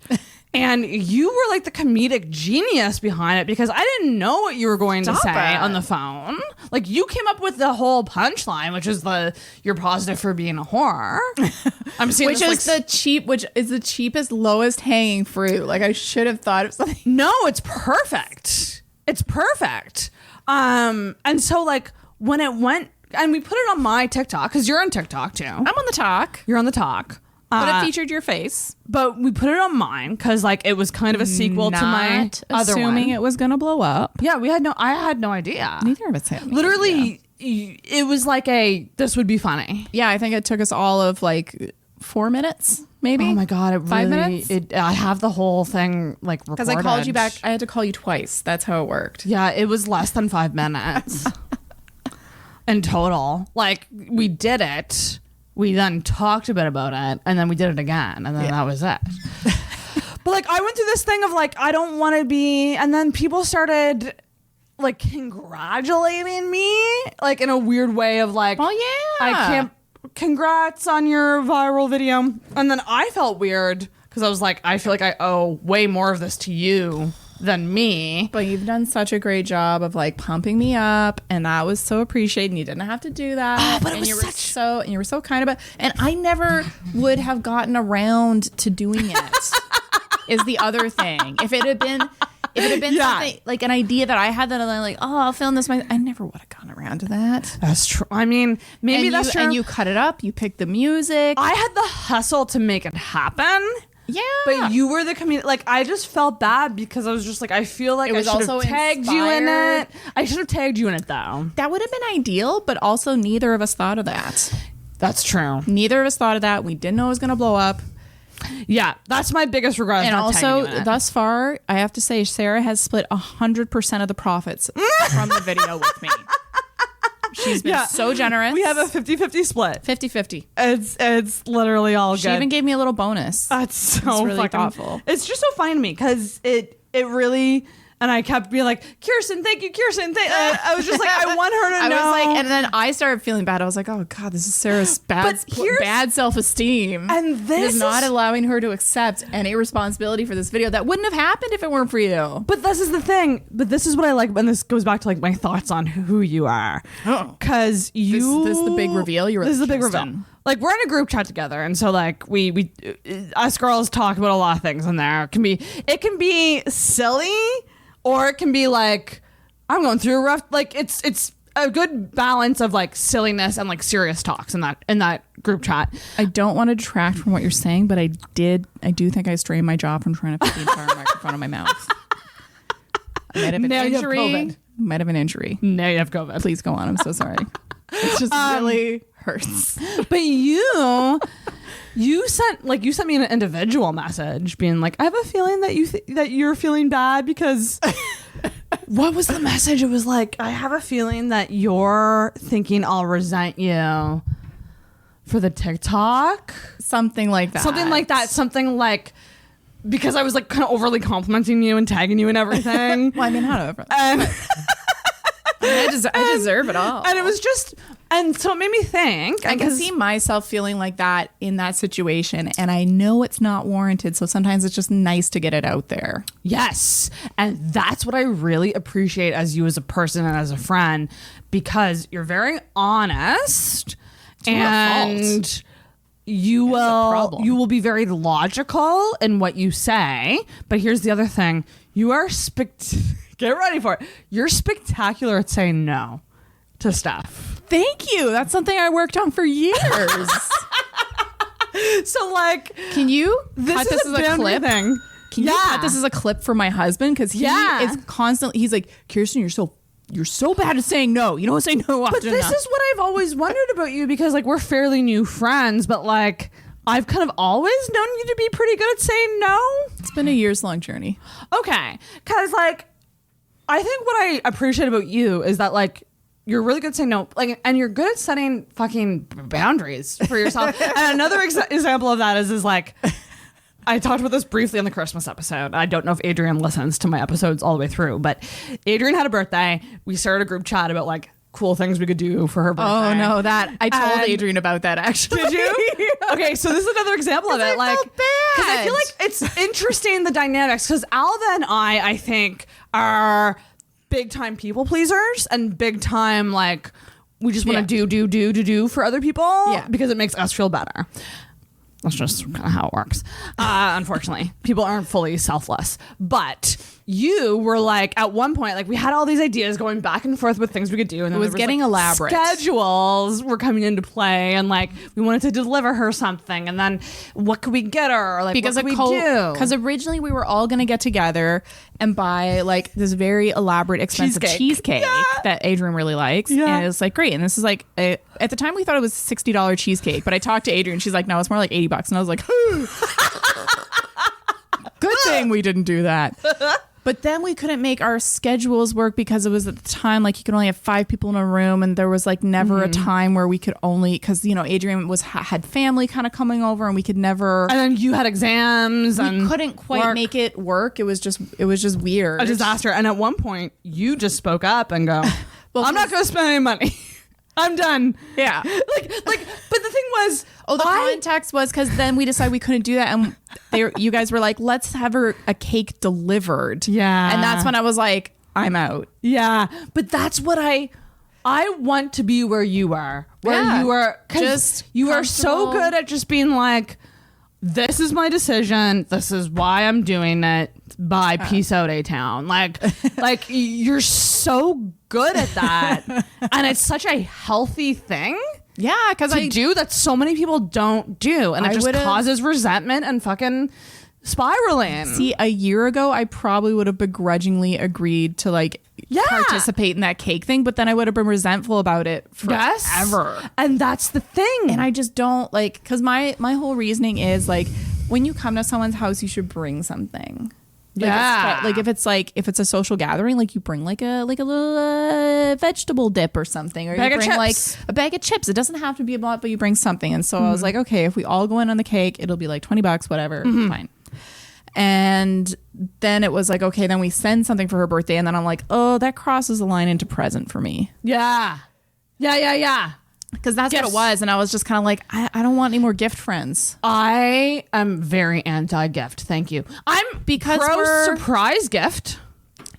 Yeah. Or if I saw something randomly at a store that was so specifically Kirsten, that was like in a price range that I could manage. Yeah. I could totally pick that up and be like, oh my God, I thought of you. Here you go. Yeah. But like this obligation and this like, and I don't like a social constructs telling you to give gifts. Like, because then if we get Adrian an $80 cake for her birthday, then it's like, oh, now we're committed to getting everybody in our friend group an $80 cake. And sets a precedent. I don't want to go down that road. Bless you if you want that relationship. But I just find, especially when you're an adult and then it turns into like, you're just spending money to spend money, and it's like, well, at that point, can't we just exchange $20 at our birthdays and then we call it a day? And at that point, why not just everybody keep the $20 and get what they want? Exactly. When my family stopped doing gifts for Christmas, it became way less stressful because no one was stressed over what to get the people. Because you don't know, because if you don't live with a person, you all A, don't know what they already have, and B, maybe you don't know them well enough to know what they would like. Yep.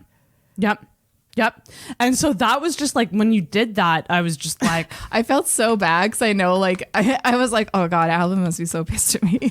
Well, that made it so she's so caring to a fault is the thing with Alba. Yeah. She's a sweetheart, but I think that it can be like, I just know I'm predicting it. I'm pretty sure I'm right, but like, I think gifts is her love language, because she's given me a lot of gifts over our friendship. Yeah. Just cause. Like, she gave me a pair of earrings for starting comedy. Who does that? Yeah, that's really She's sweet. an angel. But everyone's really different.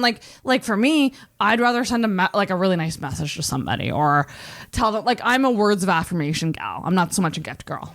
I have to admit, I do like gifts, but I also see them as small gestures. Like, for example, a gift that my husband got me when he came back from Montreal, he brought me home my favorite cheese. Yeah, stuff like that. It was maybe like $5 or something like that. It's thoughtful little things. Yeah, it doesn't have to be big, or it can just be like, oh, I found this really beautiful piece of driftwood for you while walking on the beach. Like, that's also a gift. And there's this, I'm just not a gift person. And I told Adrian, and she was actually like, oh, thank God, I don't want another gift relationship either.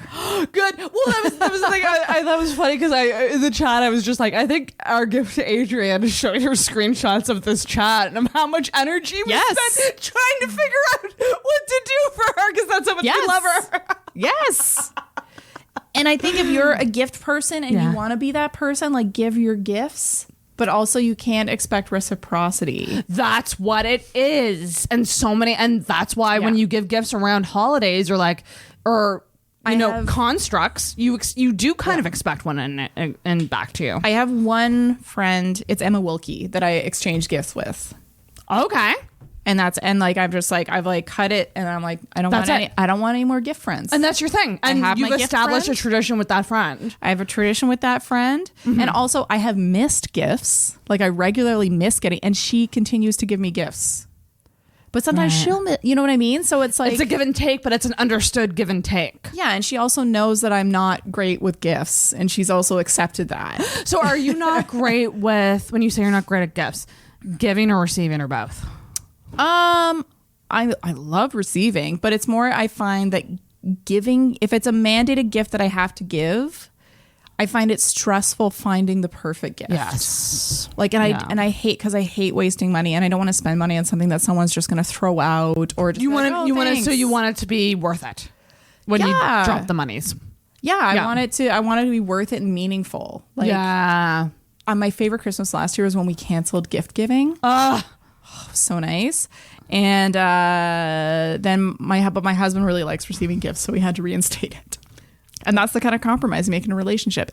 And I have to say, I got like the best gift this year. What did you get? Anatomy Lab quality life-size human skeleton, which is the greatest gift I've ever received, and it's perfect because I'd never buy it for myself, but I love it so much. Oh my! And that's the perfect gift. Something you never buy yourself. Kenobi. Oh my god, it's amazing. Where are you putting it in your house? In my office. Oh, phenomenal! So he can join me for Zooms. Phenomenal. I'm just be like, hey, this is Boney-Wan Kenobi. Boney-Wan Kenobi. Because I have a Star Wars themed bookcase. It's tying in. I'm going to get him a Jedi robe. That's great. Yeah, the gifts thing. Was Alva pissed at me? Is she still pissed? Why would she? I don't think she's pissed at all. Oh, okay. I feel like if you explain your reasoning. She probably still got Adrian something, I bet. Oh, she for sure did. Didn't she like get her Chinese food or something?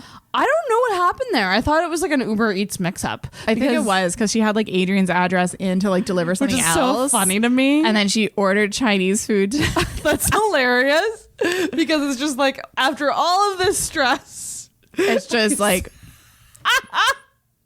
But also, like, I don't know. I think that, like, growing up in poverty affects people differently. And I did grow up in a poor family. And so, like, I get very anxious around money. But Adrian's the same way, even though, like, I would say that I'm more financially stable than a lot of people that I know that are more relaxed around money. You're at a perfect level, I think. Oh, that's good. Although, do you treat yourself enough? I got a haircut. That's a treat. No, yeah, I ordered a bunch of stuff from Sage. I got some. Oh, there you go. I got some. That's bougie. That's bougie. Oh, they're so nice, though. That is bougie. As long as you have something that's a little more up there, that like myself a little treat. Yeah, everyone should have that. I think everyone should have that. For me, it's like makeup. Like really? Well, okay, that's funny because no way. One of my resolutions for 2021 makeup solutions is to dress nicer and have nicer hair when I go to work, because in the morning I always look amazing though. But I look like a trash you've never seen work Sarah though. That's work Sarah resolution. Has a flawless face, shit hair, usually tied up, and I just literally throw outfits together. My goal is to even everything out and look all together nice when I go to work. That's the thing. I'm going through a body transformation. I have been losing weight, but because we're in such pro PC times, no one can fucking comment on it. It's fine. What have you been doing to lose the weight? Oh, eating less and moving more. Literally, that's it. That is what about like? Did you actually change your diets or did you change portions? Honestly, I haven't even changed that much. I'm just trying to eat more vegetables and like have those calories kind of replace like I used to treat myself to an ice cream sundae, and now I'm like, maybe I'll have some Jell-O. Yeah. Oh, I like that. It's like not an extreme diet or anything. No, because you have to be on something maintainable, and so I'm actually eating more bread because that way you don't binge. Like if you have like, it's kind of hokey. I haven't looked into it too much, but I'm all about this TikTok intuitive eater, and she just like, and she's slender, and she's just kind of like, I had a bagel this morning, and I was like, oh no, you didn't, bitch, you naughty. There is something to but that. if you restrict your carbs so much, eventually you just binge on a friggin' like entire baguette. You gorge. Yes, that's right. And a lot of people in eating disorder recovery are really taught or the intuitive eating thing. Bad food. So yeah, and if you just sort of listen and say like, oh, I want a Caesar salad tonight. Right. Yeah. But I don't know. Maybe it's not working. But I think the key is you look great. Oh, thank you. What exercise?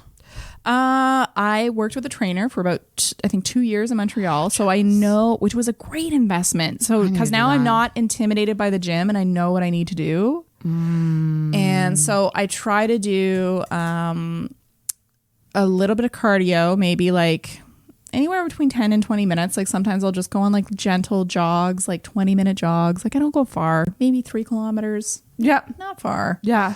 I go at whatever pace I can. I stop and walk sometimes. That's walking nice. is so great.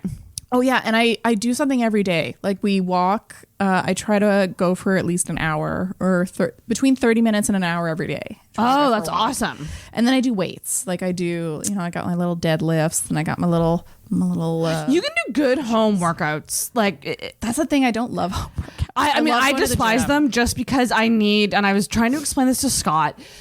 Because Scott, whenever I'm depressed, Scott will always push working out on me. Did you work out? And God, thank you, Scott, for being a caring friend because they're few and far between. Very true. But I need, and this could go back to ADD, but like and it's the same with work. Working from home, I'm shit at. Give me a schedule. Tell me I have to be at the office. I will work my ass off that day. Yeah. Give me a gym membership. Like if I know I'm losing $30 a month to a gym membership, the guilt of losing that money will make me go to the gym. Whereas a home workout, I'm like, I gotta move the table. I gotta create space in here. I gotta find the right clothes to wear. Like, oh yeah, it's like a whole thing. Whereas I hate that too. Like I don't like changing an outfit to be in my house. So I don't like changing out of this into my workout clothes just to stay in my home. Although I will say, if I could live in workout clothes, I would. Like, I do. This is the first time I put on jeans since. It's so comfy. They're so comfy. I love athleisure. Just go for walks, man. Walks are such great exercise. Yeah, and actually that's getting outside and is such a huge thing for depression. Like the times that especially in the winter where it's like you could sleep all day and wake up and it's like dark out. Like you gotta get outside. Get outside before the sun goes down. Like get that and like fucking small goals. Like sometimes your goal can be like get dressed, put on your coat, get to the end of the driveway. Yeah. And then usually by the time you get to the end of the driveway, you'll just be like, I can go down the street. And then you'll think, oh, I can go down to the next street. Yeah. That's actually my goal for the gym. My goal is never to go to is never to work out. It's to get to the gym and physically be there. And I think all but one time I've successfully worked out. One time I got there and I was like, I really don't want to do this today. And I just left. you still got there. I got was a small there. thing you did. And then so many times I just got there and I'm like, God, and I just sit on the rower and I'm like, look, I'm just going to do 500 meters. And then I feel better. And then I'm like, oh, I'm here. I can fucking do some, I can do some squats. I'm here. That's right. And then it turns into a really dope workout. But if you go into things expecting, I got to do this, and this. You get overwhelmed. You get totally overwhelmed. So you got to make little goals. You got to just be like, you know what? No, I'm going to put on all my clothes to check the mail. And then you think, oh, well, it's kind of okay outside. Yeah, it's like what I wrote to Scott because he kept asking me he sent me a YouTube workout and then kept asking me if I've done it. And I said, no, Scott, I didn't, but I did get up and put clothes on. I got some work done on my computer, and that's better than yesterday. So that's what I'm sticking with. Yeah. And then he wrote, I will accept that. Because Scott will drive to wherever you are and drag you out of bed. He's great for that. He's a great Tony Robbins type of person to really try. He could start a cult. He could start it. He would 100% be a cult leader. For sure, Scott McLean. Oh my God. Yeah. Yeah, my advice is start walking. That was one of the things that one of the people I was working under, he would ask every patient. He'd be like, what are you doing for exercise? And they'd be like, nothing. Yeah. I got to get to the gym though. I've got a gym membership. And he'd be like, that's great. In the meantime, try to get out for a walk. Yeah. Try to park your car when you go to the grocery store, park at the end of the parking lot. Like every little step counts. 20-minute walk a day should be the baseline for everybody. Yeah. 20-minute walk. And if it's 15 even. Or even get off the bus a few stops later or a few stops before. Go the long way home. Walk the long way home. Yeah. Or if you get groceries weekly and you carry them back or you take a cab back, start getting groceries every 2-3 days. Yeah. Taking little trips, It's fucking true. I truly... Sometimes we just literally we'll go for a walk to the grocery store. How far away is it? I think round trip it might be about 5 kilometers. Okay. So it's maybe a 20 or 25 minute walk there and then 20 or 25 minutes back. And it's never for a lot of stuff, mind you. But it's a reason to go for a walk. Yeah, it'll be because we're out of bread or something. I love that. Yeah. I mean, winter is coming and it's going to make walking harder. Winter is coming. But Game of Thrones. The depression thing, What's your journey with depression been like? Because my pain stockpiled this year. So like, good. I feel like everything came out in the last week for me, depression wise. Oh. It could be that, or it could be the full moon in Cancer that just happened. Could be that too. Wait, do you have Cancer? No, Cancer, the star sign. Oh. Because one of those is serious and a real thing. The other natural medicine is already cured. Cancer is an emotional star sign, and we had a full moon in that zodiac recently, and so it actually brought up a lot of emotions for people. And for me, it was just like, oh my god, my friend died, someone I love ghosted me. Like I feel like my friendships are all not so great. I texted you back, girl. I know, and God love. And one thing I will say, like I'm assuming I was the friend that ghosted you. I'm not. I don't think I'm the friend that ghosted you. No, I'm not. I'm not Ghosty McGhosterson. Yeah, this guy ghosted me worse than Vaughn did, and Vaughn died. So yeah, and you sent that guy nudes. Yes, don't do not that ever. Cool, man. And videos. Have fun with those. Hope you're doing well in COVID Central in Toronto. Well, at least we know he's got entertainment. Yeah. What was I? Oh yeah, but yeah, going back to the friends thing. Yeah, no, I'm ridiculously grateful for like you and Alvin and Adrienne. Stop. We have a nice little group. It's such a nice. Like just to have that group chat, but we're all mentally ill in there, all of us, in different ways. But I was going to say, hey, and then I was like, no, it's true. It's 100% What has true. your journey with it been like? It's been so special. When did it start? I think when I was 10. Holy shit! I think I've been depressed for most of my life. I feel like a lot of people have depressed and anxious, and it was never dealt with because I think both of my parents were also depressed and anxious. Mm-hmm. And there was also high levels of suspicion around medicine in my home, like they were anti-medicine. Yes. Oh, yes. That's like an old person thing. Yeah, so it was very much just kind of like suck it up. Like one time in grade 7, I told my teacher I was going to kill myself. And the teacher was like, "Oh no!" And what was it? What prompted that? Do you remember? Everyone was mean to me, and no one talked to me, and even some of the teachers were bullying me. Oh God! Yeah, and I talked to my sister about it, who went to the same school, and she's like, "Yeah, I do feel like some of the teachers bullied me too." Which is this was a bad school.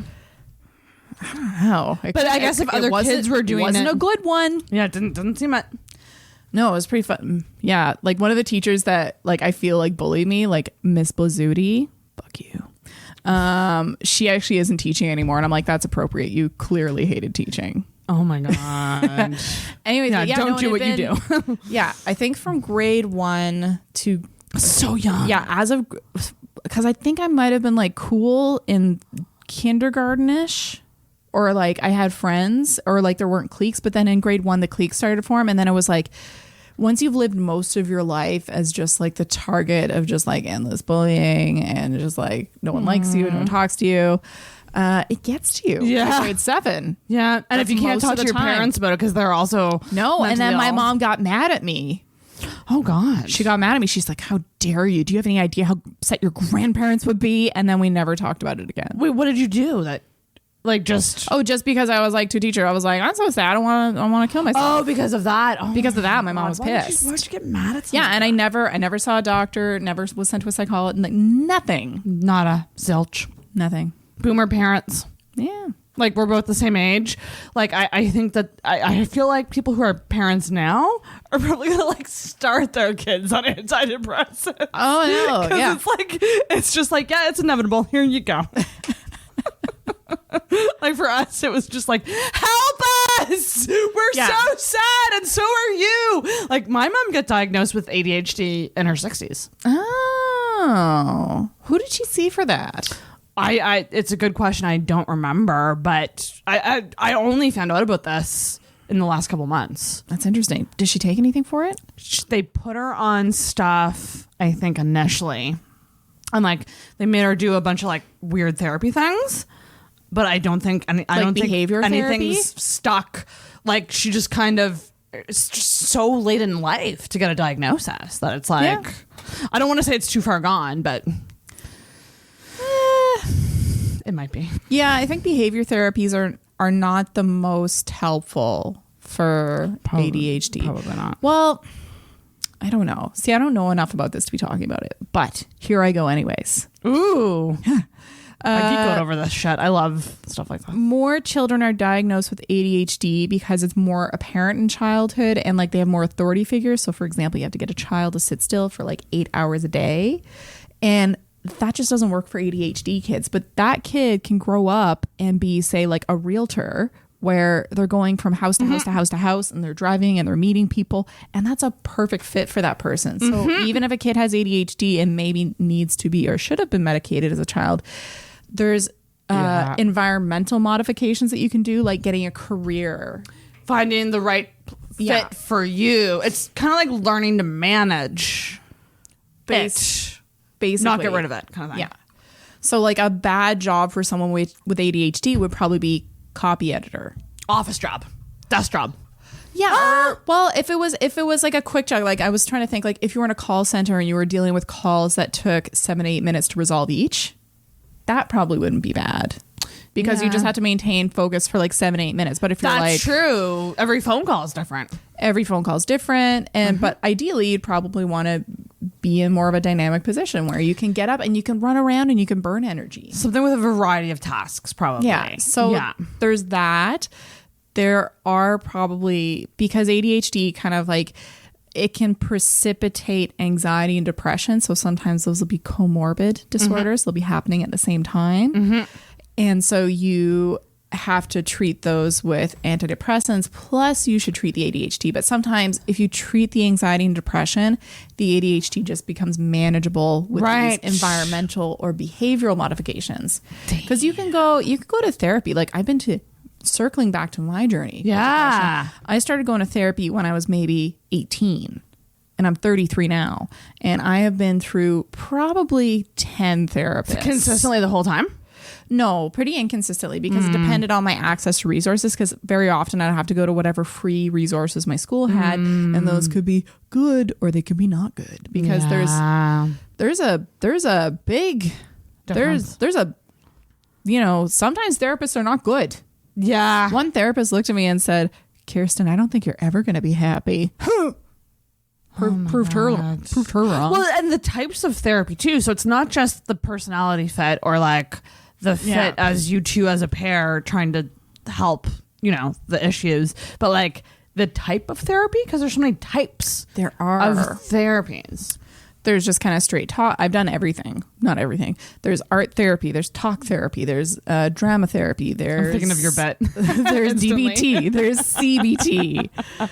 There's what I'm into right now is EMDR. That's like I've heard of this. What is EMDR? It's like eye movement something. Okay. I can't remember what it stands for. What does it do?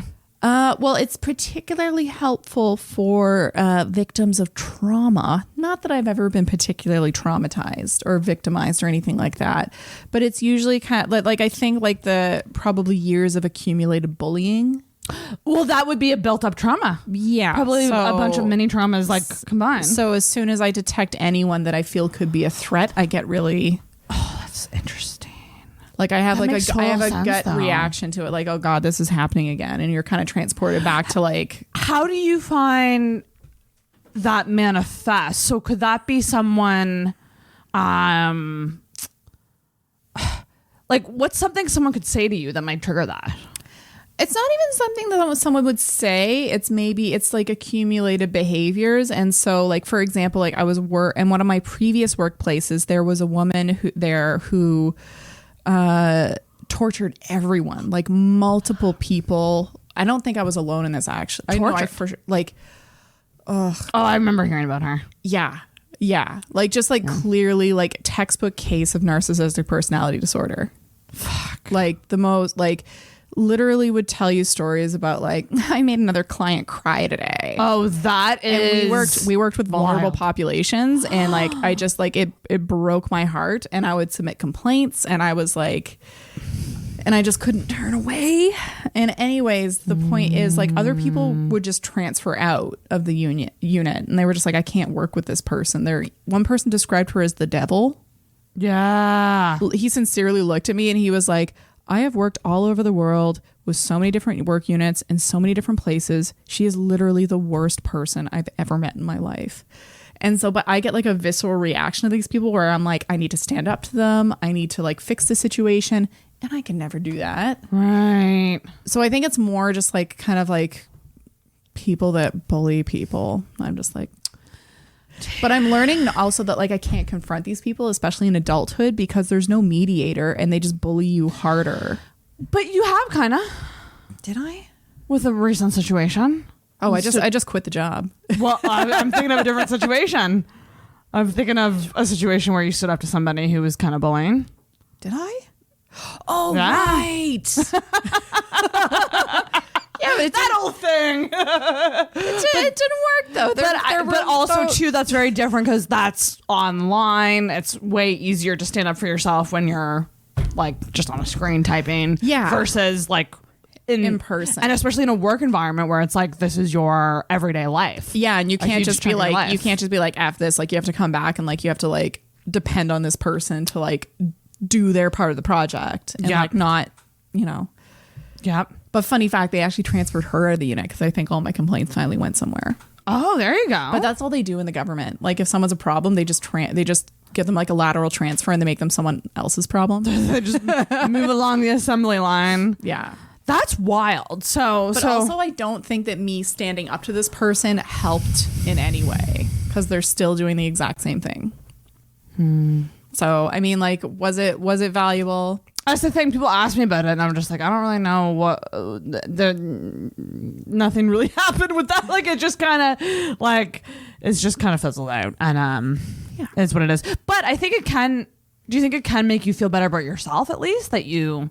We were talking about this, just the idea of like, I think so, putting that try out, because a lot of people don't put that try. I actually just did that with my dad. That's like the latest thing that I did with my therapist is I made him a letter that said like, you know, these are the ways that I feel hurt by our current relationship.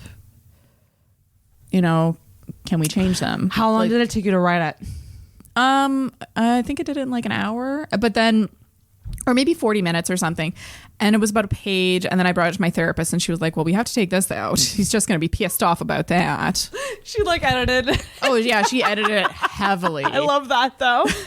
I love that. Because her whole thing was just kind of like, look, even if it is true, the goal is to like improve your relationship. And like, you're not going to be able to like, you know, you don't want any red herrings to distract him. No. You just want to talk about like how you're hurt.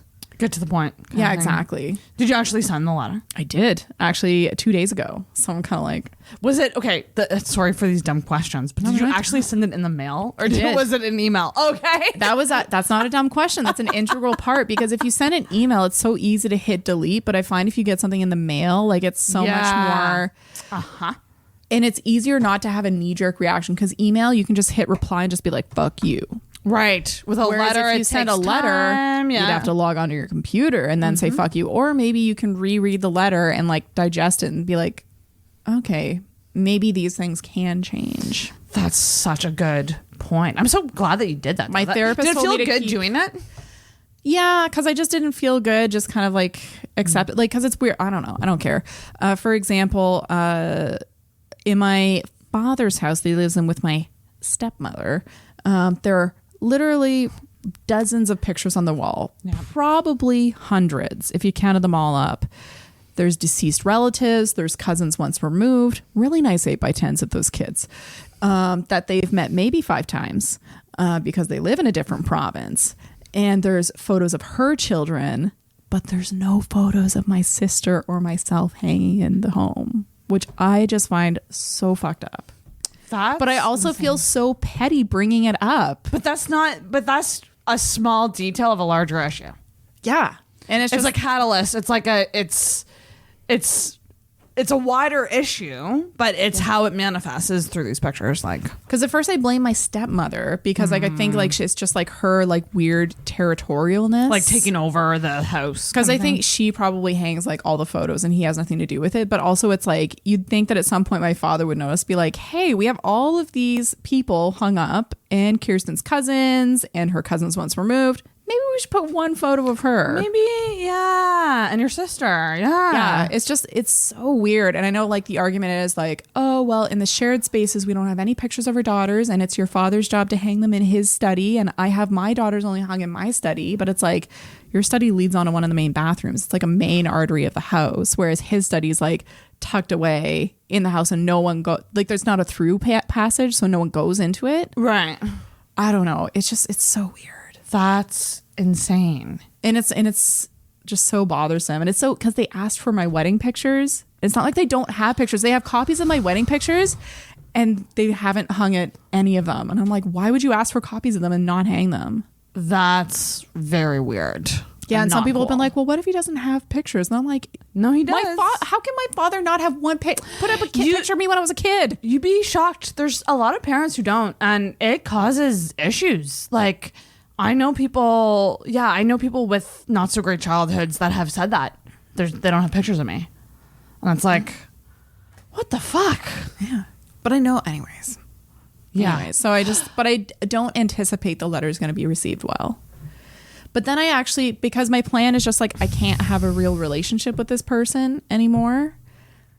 And I don't want him to feel ghosted. And that's what you brought up about me. Like, I like to be very clear about my reasons. You are. Like in the times that I've seen, like clear, concise, to the point, logical.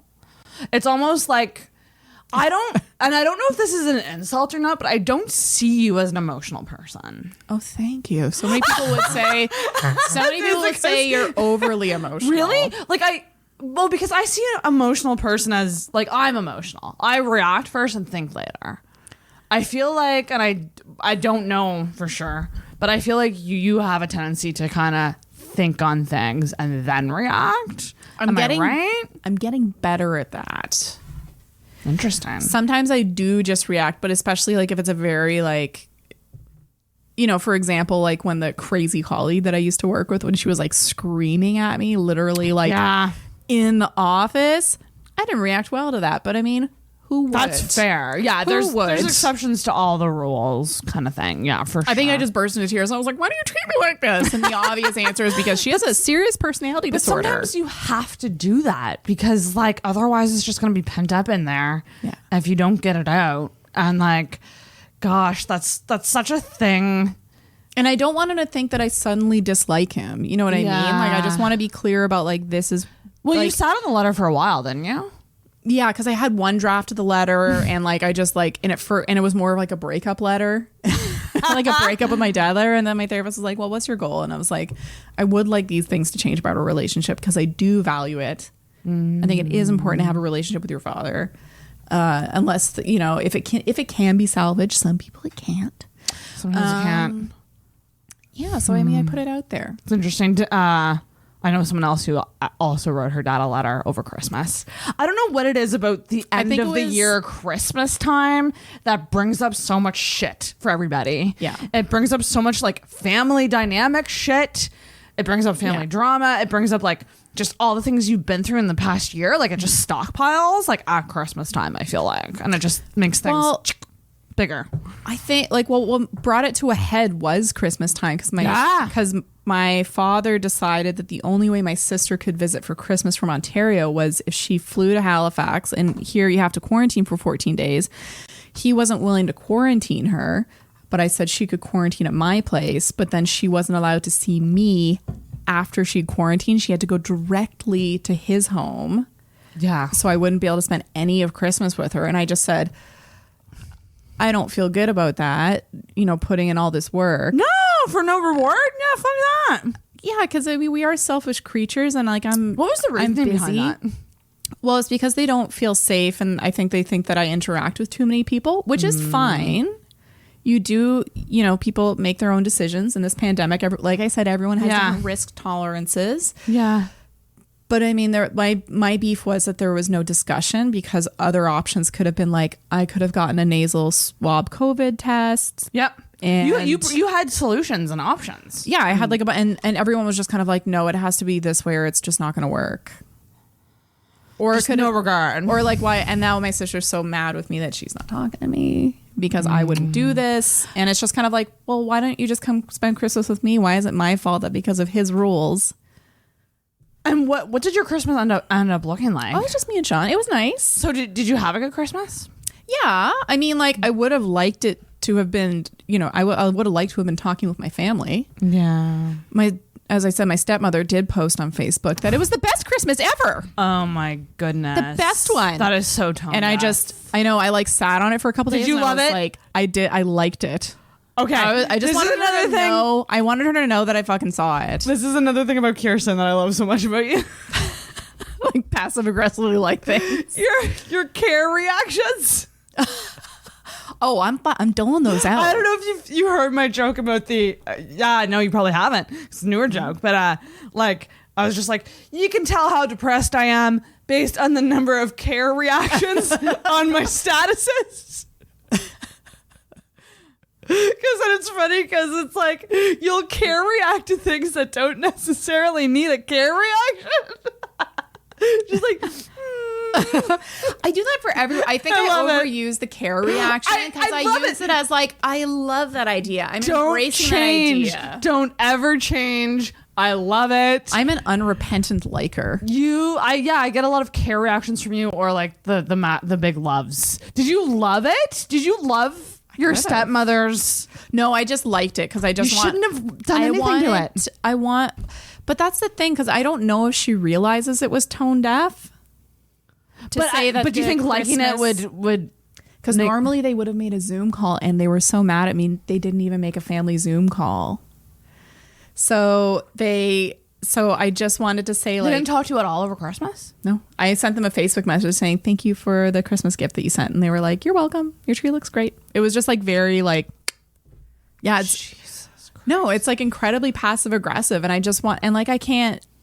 It feels weird to be like, why didn't you make a Zoom call? Well, the argument is, why didn't I make a Zoom call? Because like that's like the usual would be that they would create a family Zoom call, but I don't know. But I think it's a little out of line, and maybe she wasn't thinking to say this was the best Christmas ever, but it's also the one that you excluded my sister and I from. So yeah, maybe a little tone deaf there. Like people. At least my dad didn't like this. People, this is another goal of mine for 2021. Post less and live more. Oh, do you want to make it in comedy? You got to post every little juicy tidbit of your life. I'm not saying no social media. I'm saying less. So I think what I mean by that is like this past week is a good example of it. Is like I'm always just been like so like I gotta do this thirst trap and I gotta get this type of picture and I don't want to curate my life around that anymore.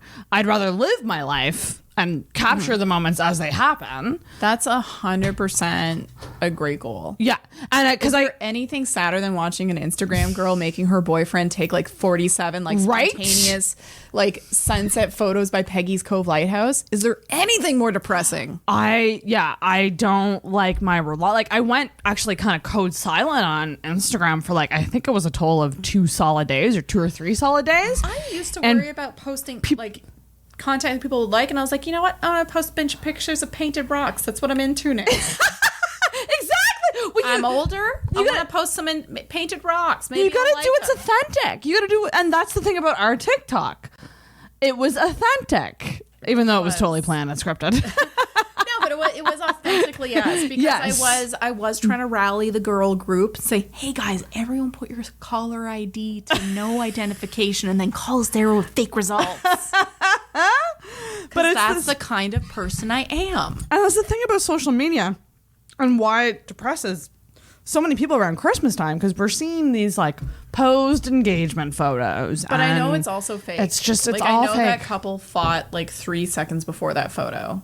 Like every photo of me and Sean, it's me going, Sean, I need you to smile. You look suicidal. And I'm going, is this enough? Right? That's and it's all for it's for other people to see. I also want nice memories of us. And his smile, I'm sorry, I love you, Sean, but his smiles look like my dad looks like he's talking in every photo. My husband just makes his mouth wider. That's him smiling. He really tries. I'm like, God, okay, show us your little teefies. They're so cute. How do you navigate? So blowjobs. No one ever fully has a handle on depression because we're all just managing it. But like, aren't we? But like, have you gotten it to a point where like you feel okay about it? Yes. Okay. So, in brief, I think I got the most depressed in 2018. End of 2017, depressed to the point that I stopped working. I was on disability. Isn't that sad? Yeah. And then finally I was convinced by actually a very good doctor. I knew you then, right? No, that was just before I moved to the Scotia. Because I moved to the Scotia to get out of my depression. Oh, okay. Because it was December. Yeah, it was December 2017. And then I was depressed until March. And then a very good doctor worked with me. I was very reluctant to take antidepressants, but after 2 or 3 months of meeting me every 2 or 3 weeks and me looking increasingly sad, to the point that I stopped eating, lost a bunch of weight. I looked amazing. Depression, weight loss, baby. It didn't look good. Like the flesh was like hanging off me. Oh, it was God. sad. I was like all gray. He looked very concerned. At one point he was like, do we need to hospitalize you? Oh, no. Anyways, no, but he was a great physician. Changed my life. Anyways, he got me on an antidepressant that worked for me. And it gave me my energy back, which was wonderful. It was an SSRI. I think it was Zoloft. Is the brand named. I think the generic is sertraline. But go with whatever your doctor prescribes for you. Well, that I just hear such great things about depressed people going on medication. Like I have a friend who made a whole podcast about depression, Ruth. But like she said, like she started taking it and it was like better. For many people, it's like that. And the key thing is, one of the big reasons it doesn't work or it doesn't work fully is if people are also smoking marijuana for some reason. Mm-hmm. And I have seen this clinically. That makes sense. And that's the biggest thing for people to cut out. And they don't, and no one ever believes. They say, oh, it's just marijuana. But it's like, no, if you're depressed, you really shouldn't be smoking marijuana. It's not making it better. It's for sure making it worse. Ooh. That's one of the first, because it's just like alcohol. You got to use it responsibly. Yeah. And if you're prone to alcoholism, don't smoke it or don't drink. And if you're prone to depression, you probably shouldn't smoke marijuana regularly. That's not a good thing. I also feel like a lot of people are very too much so reliant on weed. Oh my God. It's passed off as I just like weed. But it's like, can you go a day without it?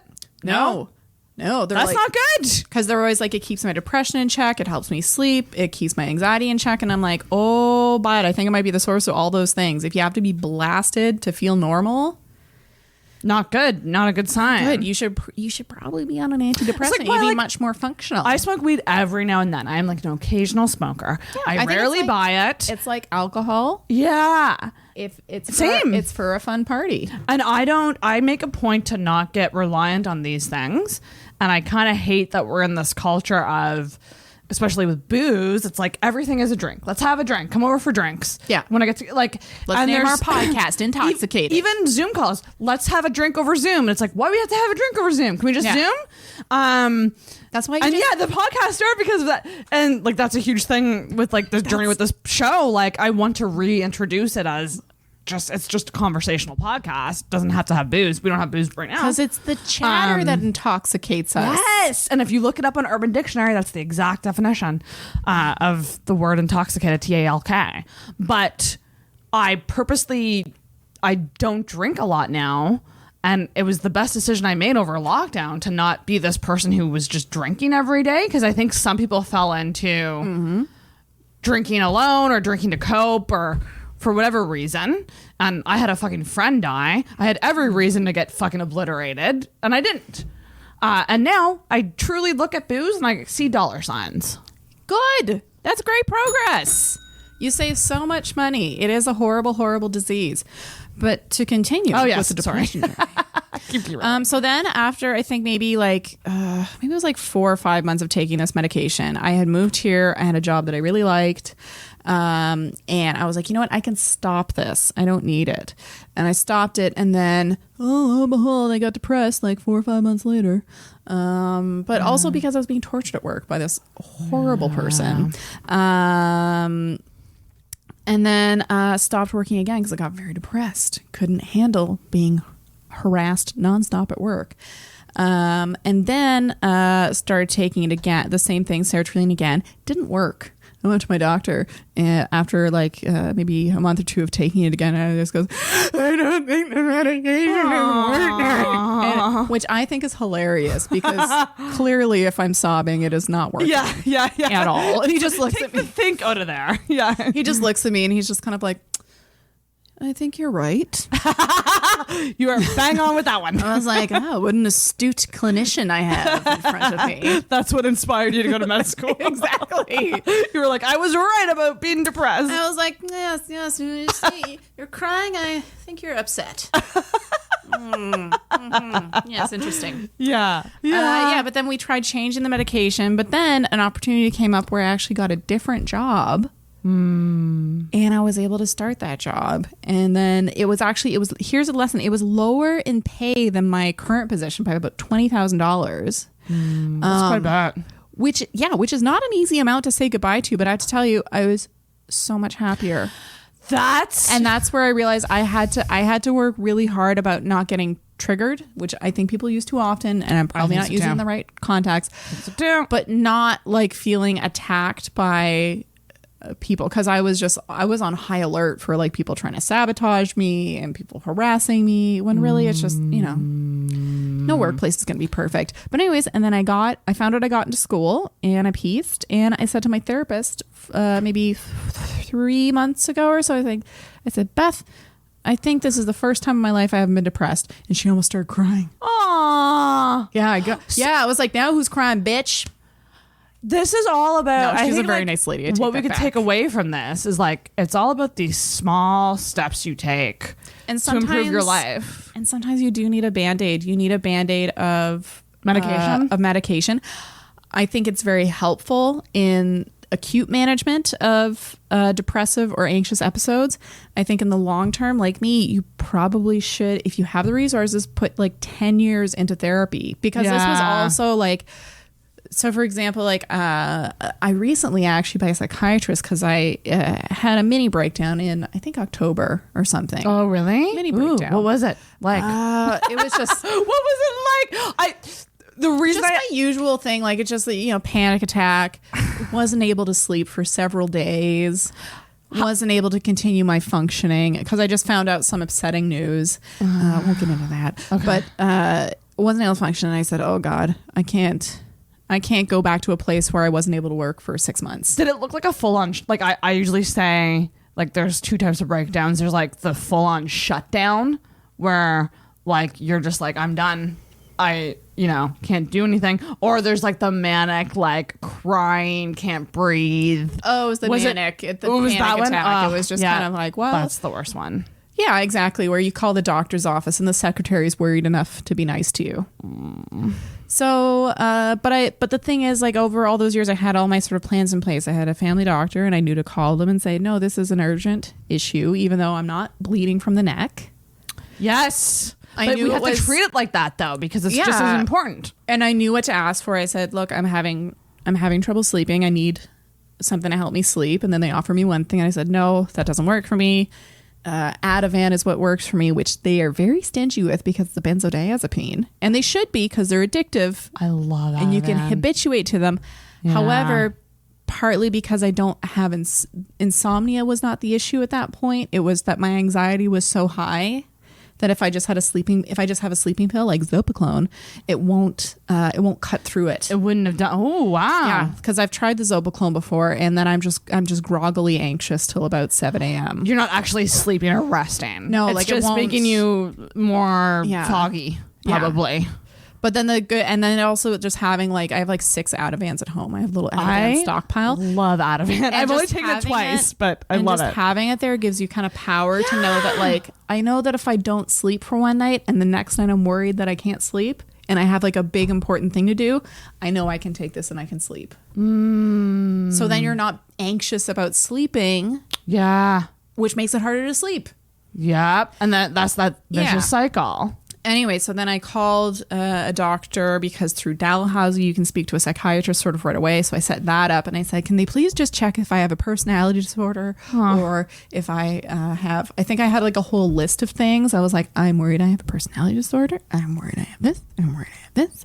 And then they went through it and she said, and then after talking for 90 minutes, she's like, okay, I'm not God, but I have talked to you for 90 minutes and I am a psychiatrist. I think you are generally anxious. You have generalized anxiety disorder. And I was like, well, that makes sense. Were you? Because I started thinking back on the interview, I was like, I started every sentence with the word, I worry about this thing that probably won't happen. Yeah. Vanessa Allen. And then who you've met also has generalized anxiety. Yeah. You're just anxious about like everything. Everything makes me anxious. Yeah. I asked Vanessa, I was like, what are you most scared of other than everything? I would go with some things. There's everything and then there's some things. Do you think generalized anxiety, because like there's the other anxiety, which is like catastrophic thinking, which is like, it's not necessarily that you're anxious about everything, but you think the worst thing is going to happen. That's a feature of generalized anxiety disorder. Because yeah. Because they tend to be creative people. That's one thing. Oh, that's interesting. Because you can creatively imagine the worst case scenario. Right. And that does take a lot of creativity. Mm-hmm. Like a plane crashing into your apartment. Exactly. And that's where, and now that you would worry about that and you would want to plan for that or something. Yeah. Because some of these behaviors can be protective, but to the point where it's like preventing you from living your life. Like if you're afraid to get in the car and drive to an appointment because you're afraid that someone's going to hit your car. That's me. That is 100% me. With certain things, driving especially. Yeah, like very I know nervous driver. Yeah, like I'm not. Unfortunately, I have to subject some fellow students to a carpool, and every week that it's my turn to drive, I feel so badly because I'm like, oh god, you have to deal with my anxious driving. But I haven't. Yeah. Anyways, but you came leaps and bounds with the driving thing because like there was a time that you didn't drive here, and that's because my husband, we had a standard, right? And now we have an automatic, and I was always just too anxious to try to learn the standard. Right. That just made me so anxious. Like I couldn't do it. But the thing that helped most is having the medication, then also doing sort of more intensive therapy, I'd say over the past 3 or 4 years, and then begrudgingly, reluctantly learning coping mechanisms. Ooh. So for example, like if you're having like a ruminative thought or a repetitive thought, or, like a big thing for me is like, I'm always worried that I'm going to pay my Visa bill late and then I'll incur interest charges and then I'll be poor and then I'll be homeless and then I'll die. And that snowball. And then snowball. Yeah. And then you just have to stop, and you just kind of like have to stop that thought and think, no, I'm going to check it this one time and then I'm going to set up an automatic pay for it. Yeah, exactly. Solution. So it's all stuff like that, and sort of recognizing when you're having a thought that is not realistic and just saying, no, that's not realistic. And moving on, or like thinking of ways, and being okay with it not being realistic. Yeah, that's cognitive behavioral therapy. And then what I learned from dialectical behavioral therapy, DBT, is distracting yourself. So if I'm upset or if I feel anxious, like I can go and find one of my cats, and I pet one of my cats, and I listen to their purrs. Having a hot bath, and then sometimes it's just helpful to get some distance from the issue, and you lock the issue in a little box, and you don't think about it. That's okay too. Some people would say, oh, that's avoiding. It's the don't think about it thing that I'm like, I don't know how to stop thoughts. Yeah. So you get better at that over time. And that's the thing. You have to invest the time into it. It's going to take time. Or like I got like a parking ticket, which I found really upsetting. It was $25, right? I was really upset about it. And normally I would have just like agonized about paying it. I would have paid it because you only have to pay it within 4 months or something. Yeah. I wouldn't have paid it. I would have tried to pay it like at the last day. And I was like, you know what? Treat yourself. Treat yourself, girl. Yes. Get it done. Rip the fucking Band-Aid off. Just go online, pay it, get it over with, and then never think about it again. Because it's inevitable. Fine. It's not going to go away. It's not going to go away. It's one of those things that like it's like when you don't pay a bill and you get a high bill and you have that balance and you're like, well, I fucked up. Nothing like the only thing that's going to take that high bill away is if I pay it. I'm not a bad person. No. Everyone goes through this. And the other thing that helps is you're not that special. You're not that special. Always remember you're not that special. Whatever you're going through, someone else has been through it and it's been worse. Oof. And if you're feeling upset, like I was upset initially with school because I didn't get an award. This is my type A. This is my line of thinking. You're such a type A. I was like, fuck those people. And I was so pissed. And I was like, and then I thought about it and I was like, wait, I'm in a class of really wonderful people. Yeah. Not all of us can get an award. Yeah. Most of us didn't get an award. And I just told myself, I was like, you're doing fine, buddy. Yeah. You're doing fine. Yeah. You're doing the same as everybody else. Good for you. Gosh. You got up this morning. And the next day I got an award. Anyways. They were just, it went to my junk mail. Oh my God. Idiot. That's hilarious. That's actually really funny. What a goddamn idiot. Just the idea of stressing so much over something and then seeing it go to your junk. Wow. But previously I would have stayed mad about that instead of thinking about it rationally and understanding that there's a lot of talented people. It's fine if I didn't get an award. Many people didn't get an award. What entitles me to be in the award group? Yeah. Apparently something. But in the reality, but it's just important not to let things like parking tickets upset you. And those are things that I would have found very distracting and upsetting. And I gave myself permission to pay it right away and then not think about it. Right. And now it's months ago and I can talk about it. And you're glad that you paid it right away. Yeah, I don't have to think about it. It's done. Yeah.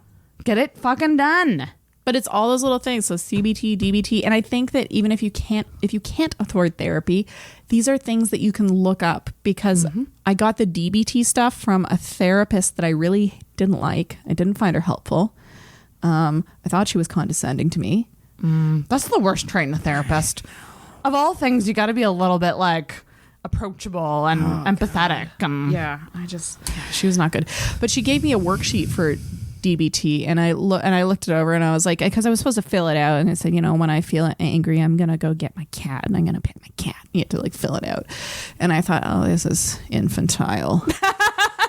And it doesn't help because at the top of this worksheet it said self-soothing behaviors and I was like, self-soothing, like putting my little thumb in my mouth. I have a shower.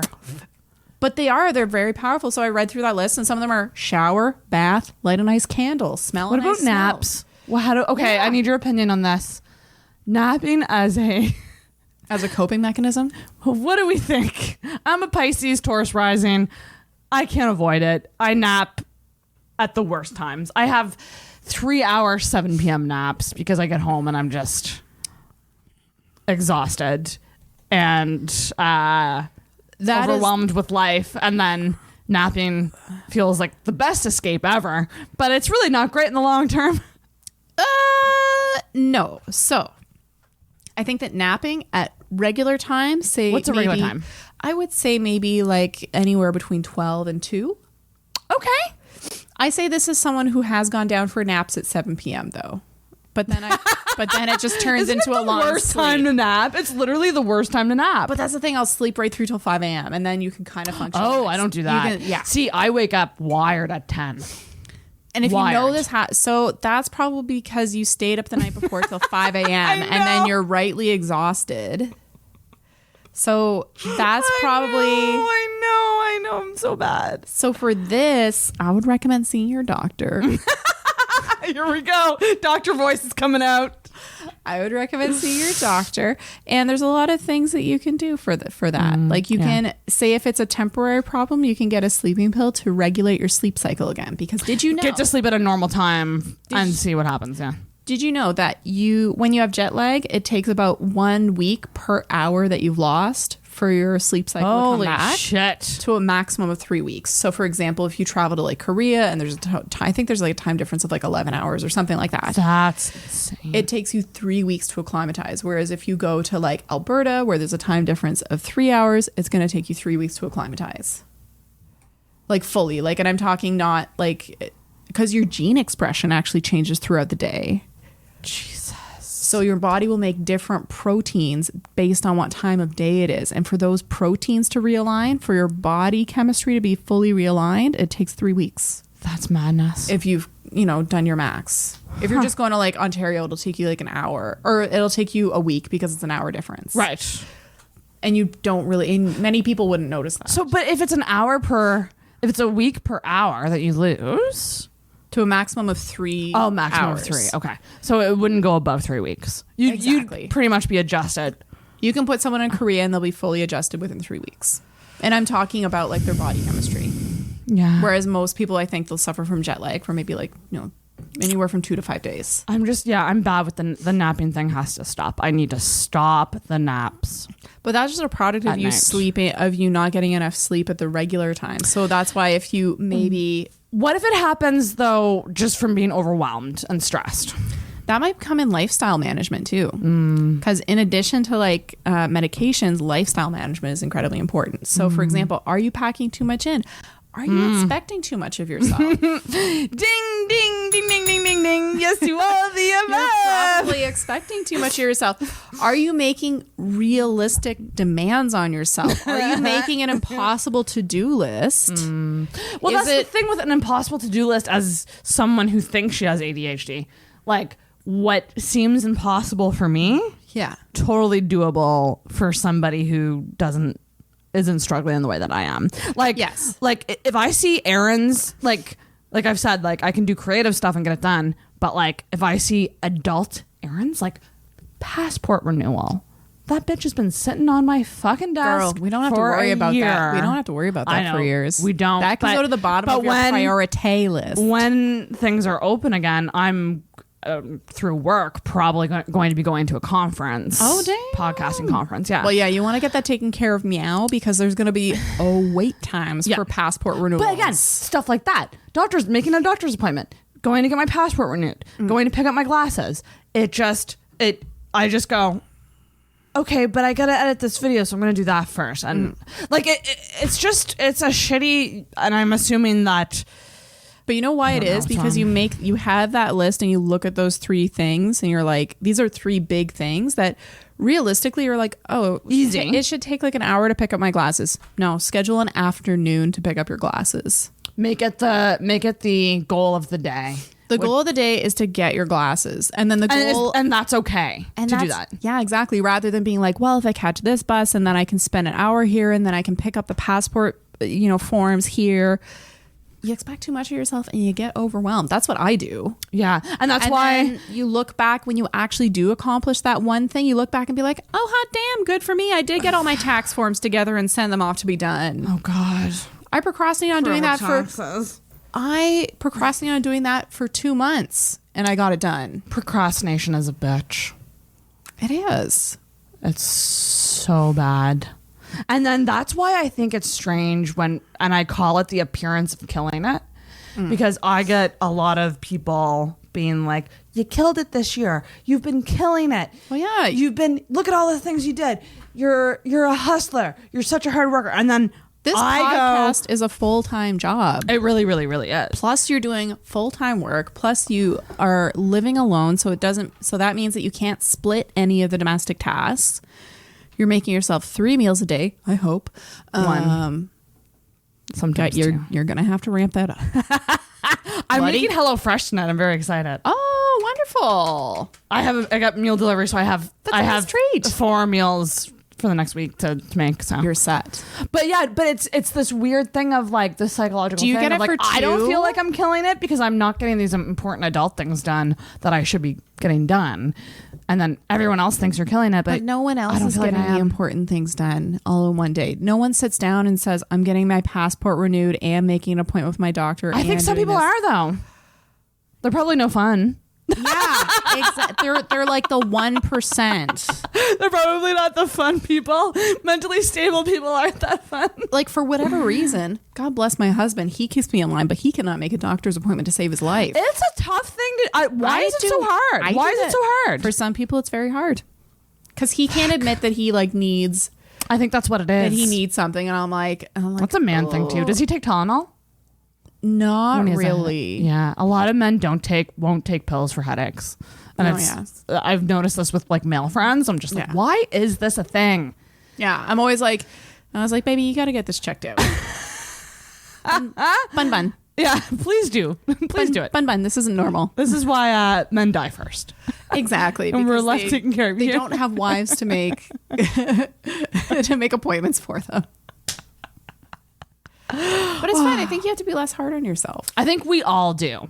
That's a good resolution. Don't be so hard on yourself. I was going to ask you, do you have any New Year's resolutions? Do you believe in... So many. Okay, can you name them? And I'm going to criticize them. I do not believe them.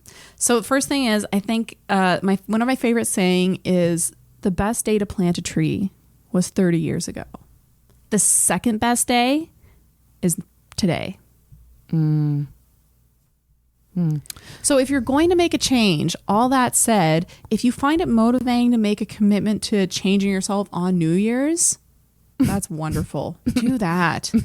But if you feel inspired to make a change in March, oh my God, do that too. This is just one day of 365 days a year where things are changeable. Right. That said, if you need motivation, do it. And also don't be afraid to make small changes. Like one of my changes, I have an assignment that gets assigned to me every Friday. And without fail, I wait until the Thursday to complete the assignment when it's due. My goal is to do that assignment when it's assigned to me on Friday. What about this? Make it even more realistic. Do it on Wednesday. See, that's good. So I should be gentle with myself. So like you made that realistic, but almost, but you could even make it even more realistic by just doing it's. I did a whole episode on it. Like a friend of mine, the 80% rule. Like just get to 80%. You don't have to get to 100. Like I'm also not going to be hard on myself if I don't get it done by Friday on the day that it's assigned to me. And the other advantage is it will be easier for me to do that assignment because it's fresh in my mind. That's true. Because they're based on the clinical interactions we have that day. What are your thoughts on accountability buddies? So like people keeping you accountable. Like accountability buddy? Accountability buddy. Like I've heard of this where you have friends that like will keep on you about things. So like if you were like, the assignment thing is important to me. Like you could get someone to text you. Do you want it? Did you do it? We could be accountability buddies, but we have to pick what it is. Okay, we need some thought about. What are your other resolutions? They're mostly school orientated. So I want to review my lectures before they happen. So like go through the PowerPoint presentations. You are such a keener. You are such a geeky keener. Yeah, but that's how everybody is. That's how everybody. It's med school. That's true. That's the place to do it. Everybody is a dork. You can walk into that room and assume 75% of them can quote all of Star Wars. I love that. The other, I don't know, at least 40% of them, they can quote Harry Potter. We like one of those two things. Bunch of geeks. Trying to save lives. It's so and wonderful. Shit. So wonderful being surrounded by miracle workers. Yeah, and then there's the fucking orthopedic surgeons over there tossing the football. That's like a weird stereotype of surgeons that they're like that they're very athletic and broy. Quick side note, I'm gonna start to rewatch ER. Yeah, I can't wait to watch it when I know stuff. Fuck. And be like, well, that's actually I think it beats. That's actually incorrect. I think it beats Grey's Anatomy. Like really? Grey's Anatomy took so many storylines from ER. Did you ever watch ER? No. Holy shit, you need to. Is it the same thing as, because I know there was like spin-offs of Grey's Anatomy as ER? I don't think that there was any spin-offs of ER. ER was its own beast, but it is the best medical drama. I find Meredith Grey so annoying. She's the Carrie Bradshaw of medical dramas. Yeah. She's just so earnest and just wants to do good. ER's better. Okay, I'm going to check out ER. Like it's you'd appreciate it. And I want to be kind. I want to be kinder to myself, and every day I want to do something active. Whether that is going for just a quick little walk, doesn't have to be long, 10, 20 minutes, a couple laps around the block, ideally half an hour. My goal is to have half an hour a day dedicated to a physical activity of some kind. And that, half hour a day. 30 minutes. Maybe it's just a little yoga video. Maybe it's just a little walk around the block. Does masturbation count? No. But I encourage that as well. It's very healthy. You could do it while on the exercise bike. Exactly. Multitask. I actually had the weirdest nightmare the other day. What was it? This is related to masturbation, by the way. It's going to circle back. I had a nightmare that I had terrible roots, like a bleach blonde hair, dark roots, and it was chunky. It wasn't like a cute way that Billie Eilish does it. Yeah. It was a nightmare, and I couldn't get it solved. And then I was a lesbian, and I had an orgasm, and I woke up. So what I'm trying to say is that I think you were nervous about your haircut. I guess I'm a femme. I was upset about the roots. Okay, so and very excited about the orgasm. I may not keep this in, but like I had this thought the other day when Alva was talking on the group chat about Bi Visibility Day. She was like, I want to do a show for Bi Visibility Day. I preemptively felt left out of that show. So I wanted to, well, there's two things. I wanted to write. I looked at all the shows. I was like, none of those shows can feature me. I wanted to write like, so every female comic except me and Kirsten. I feel like everyone, because then this is not, I'm really not trying to sound homophobic, but like, but we are homophobic. I feel like everyone is bisexual. And that's not a bad thing. Yeah. But I feel like most people I know right now, most women. I do feel a little left out. I feel a little left out. And know what hurt? I got the same thing in Montreal. I think I've told you this before. That Rachel, very funny comedian, she came up to me. She's like, Kirsten, she was sort of the head lesbian, I think, at the time. Kirsten, the only like people in the Montreal comedy scene that are women and aren't gay, it's like you and Miriam Khan. And I was like, what? The other people are, they're not. She's like, look, I get a hard 0 on you. Hard 0. Yeah. Everybody else, the needle gets something. And I was like, can't I? Well, that's the thing. Cause I was like, not even, she's like, not even a little bit. And I was like, ouch. I feel like bi is becoming the new straight in the sense that like, I'm just going to assume everyone is bisexual. Yeah. I mean, I had a dream. That's a little gay. Yeah, I mean, Rachel, I am a little gay. I watched lesbian porn for a long time, but like, it's just, I touched a vagina once in the fivesome, and I was like, not for me. Who hasn't done that? Like, I'm very straight, and I just thought it was funny when she said Bi Visibility Day, because I'm like, the stage is going to be crowded with people. It's like Alva, are you specifically doing shows that can't include me? But that said, I don't know a lot of bi men. I know gay men, I know straight men. I don't know a lot of bi men. I think there's more stigma towards bi men.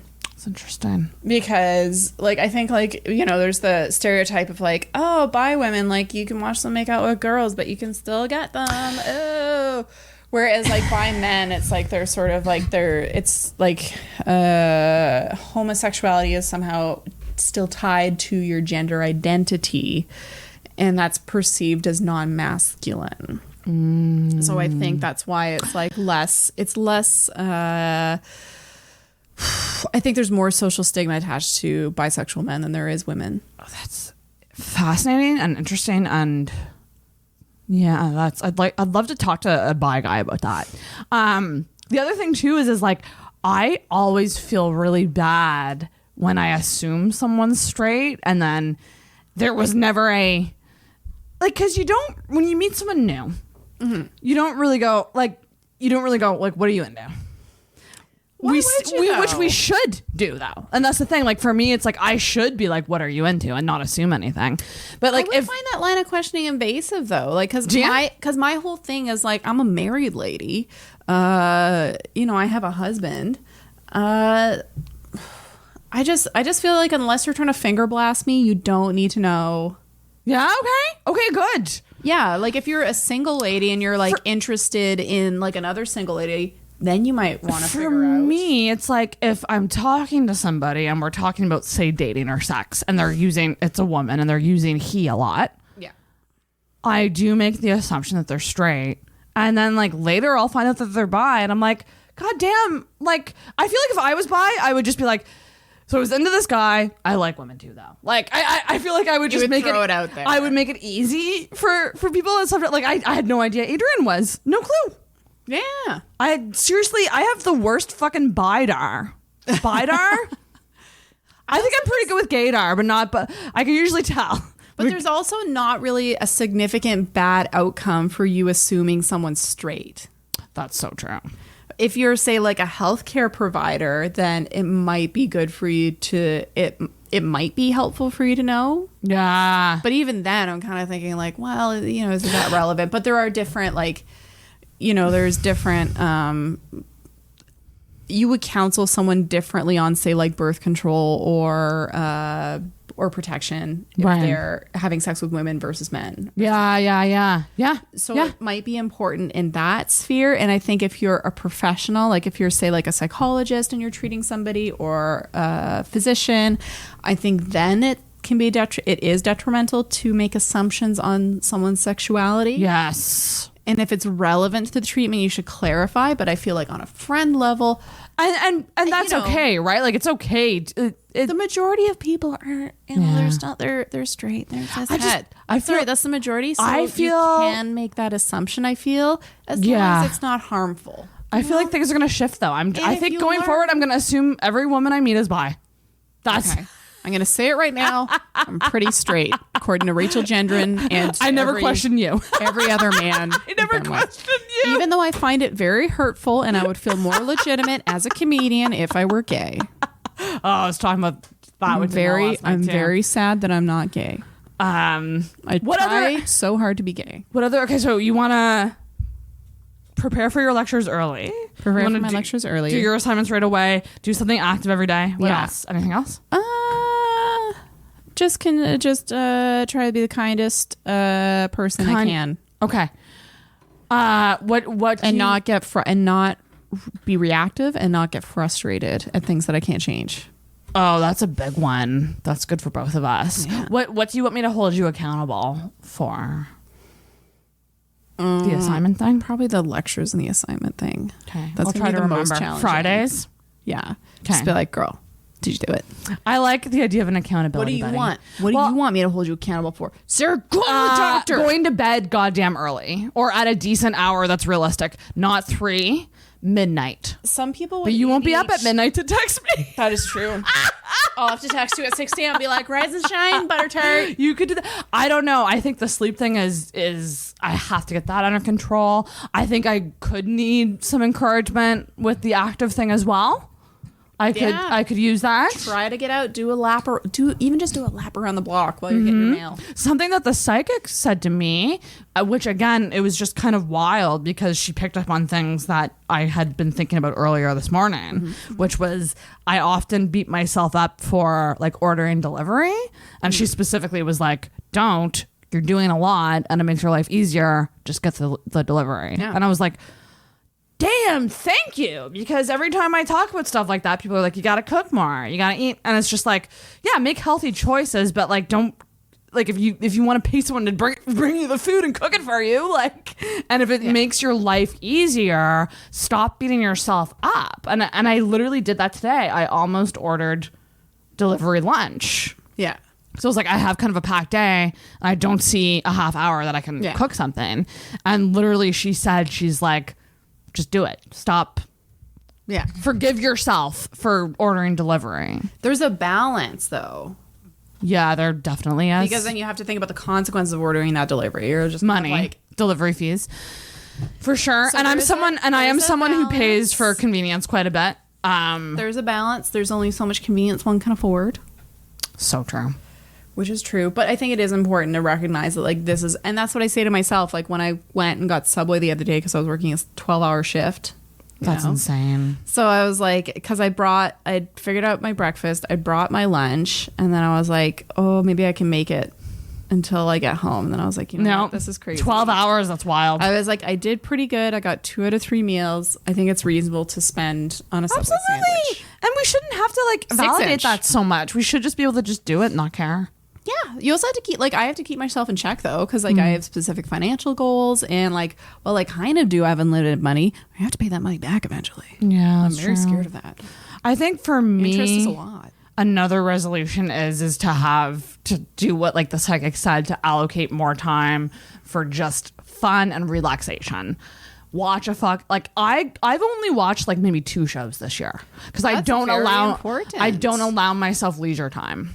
That's one thing that that's part of the adaptive environment that people with ADHD that they suggest for people with ADHD. One person had a very rigid schedule for himself, and the only way that he could get anything done was to schedule every moment of his day.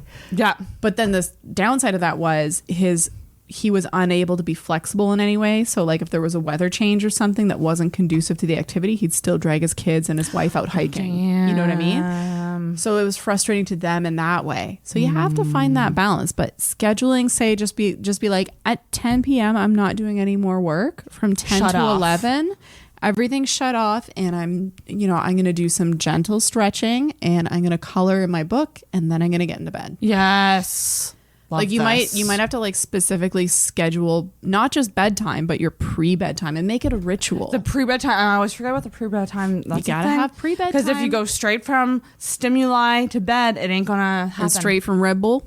Oh yeah, I know. I love it though. Oh, I love my Red I find Bull. it tastes like acid. I drink it and I'm like, really? I drink it and I come to life. It is.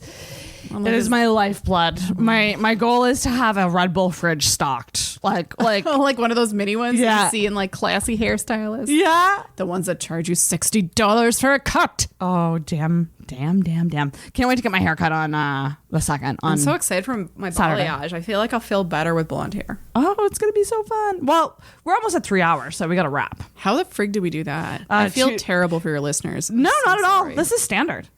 Was this even a good one? Are you gonna be like, oh yes, it was a good one because it flew by. Yeah. So to sum up, if you're sad, talk to your doctor. Step 2, follow your doctor's advice. Step 3, try to get some therapy or read some books. Step 4, forgive your damn self. Yeah, give yourself an open mouth kiss. Forgive your damn self. Thanks so much for coming on. Oh no, thank you for having me. I mean, obviously, especially now with your new knowledge, I'm gonna have you back on quite a bit to pick your brain on things. My 4 months of knowledge. I'm 4% more accurate than Google. 4% more accurate. 4% more accurate than WebMD. I love that so much. Oh my gosh. I will be like, well, it could be cancer. Yeah. But I love you to bits, and I'm so appreciative of you as a friend. And can people follow you anywhere? They can follow her on TikTok, motherfuckers. Oh my God, right now. At Kirstenoid. There's a bunch of videos that have not gotten any traction, but I'm having fun making them. And I love that you're having fun making them, and it shows that you're having fun making them, and it's fucking great. And you all do need to follow her right now on TikTok. I can't wait to show the video that I made of my therapist to my therapist. Oh my God. You should make her duet it. It would just be like her going I don't know if this is ethical, Kirsten. Are you is it Zoom therapy? We were doing Zoom therapy in the dark times, but now we're back to in-person. She has a friggin' fantastic view. It overlooks the ocean. Ooh. Honestly, I would pay her the amount of money that I pay her to just sit in her living room and look at the ocean. And it's better than the Zoom therapy, Probably. Or is it on par? I feel like there's I like it 20% more. Okay. I would say. I think deal breaker then. Zoom. No, I think Zoom therapy is very effective, but I think with her it's like a bonus. Yeah. She has a very calming aura. Oh, I love that. I really like looking at the ocean, and she's very hippie, and so she has all these sort of interesting objets d'art around her her space. Therapy space. And the chairs are comfortable, and it's very nice. Oh, I want that so bad. Yeah. Goals. She's in Lawrencetown though. I'm going to try to get a therapist in 2021. That's my lofty goal. That's a lofty one, but I'll try. And can people follow you on Instagram too? Yeah, same thing, at Kirstenoid. Also on Twitter, at Kirstenoid. Everywhere. Kirstenoid. I think we did it. We did it, ladies and gentlemen. First episode of 2021. It was a good one to do. I forgot that it was the first one of 2021. And we have the Christmas up because we're still Christmas hoes. We're filming this on Christmas or New Year's Eve. So exactly. Thank you so much for coming on. You're the best. See you later, everybody.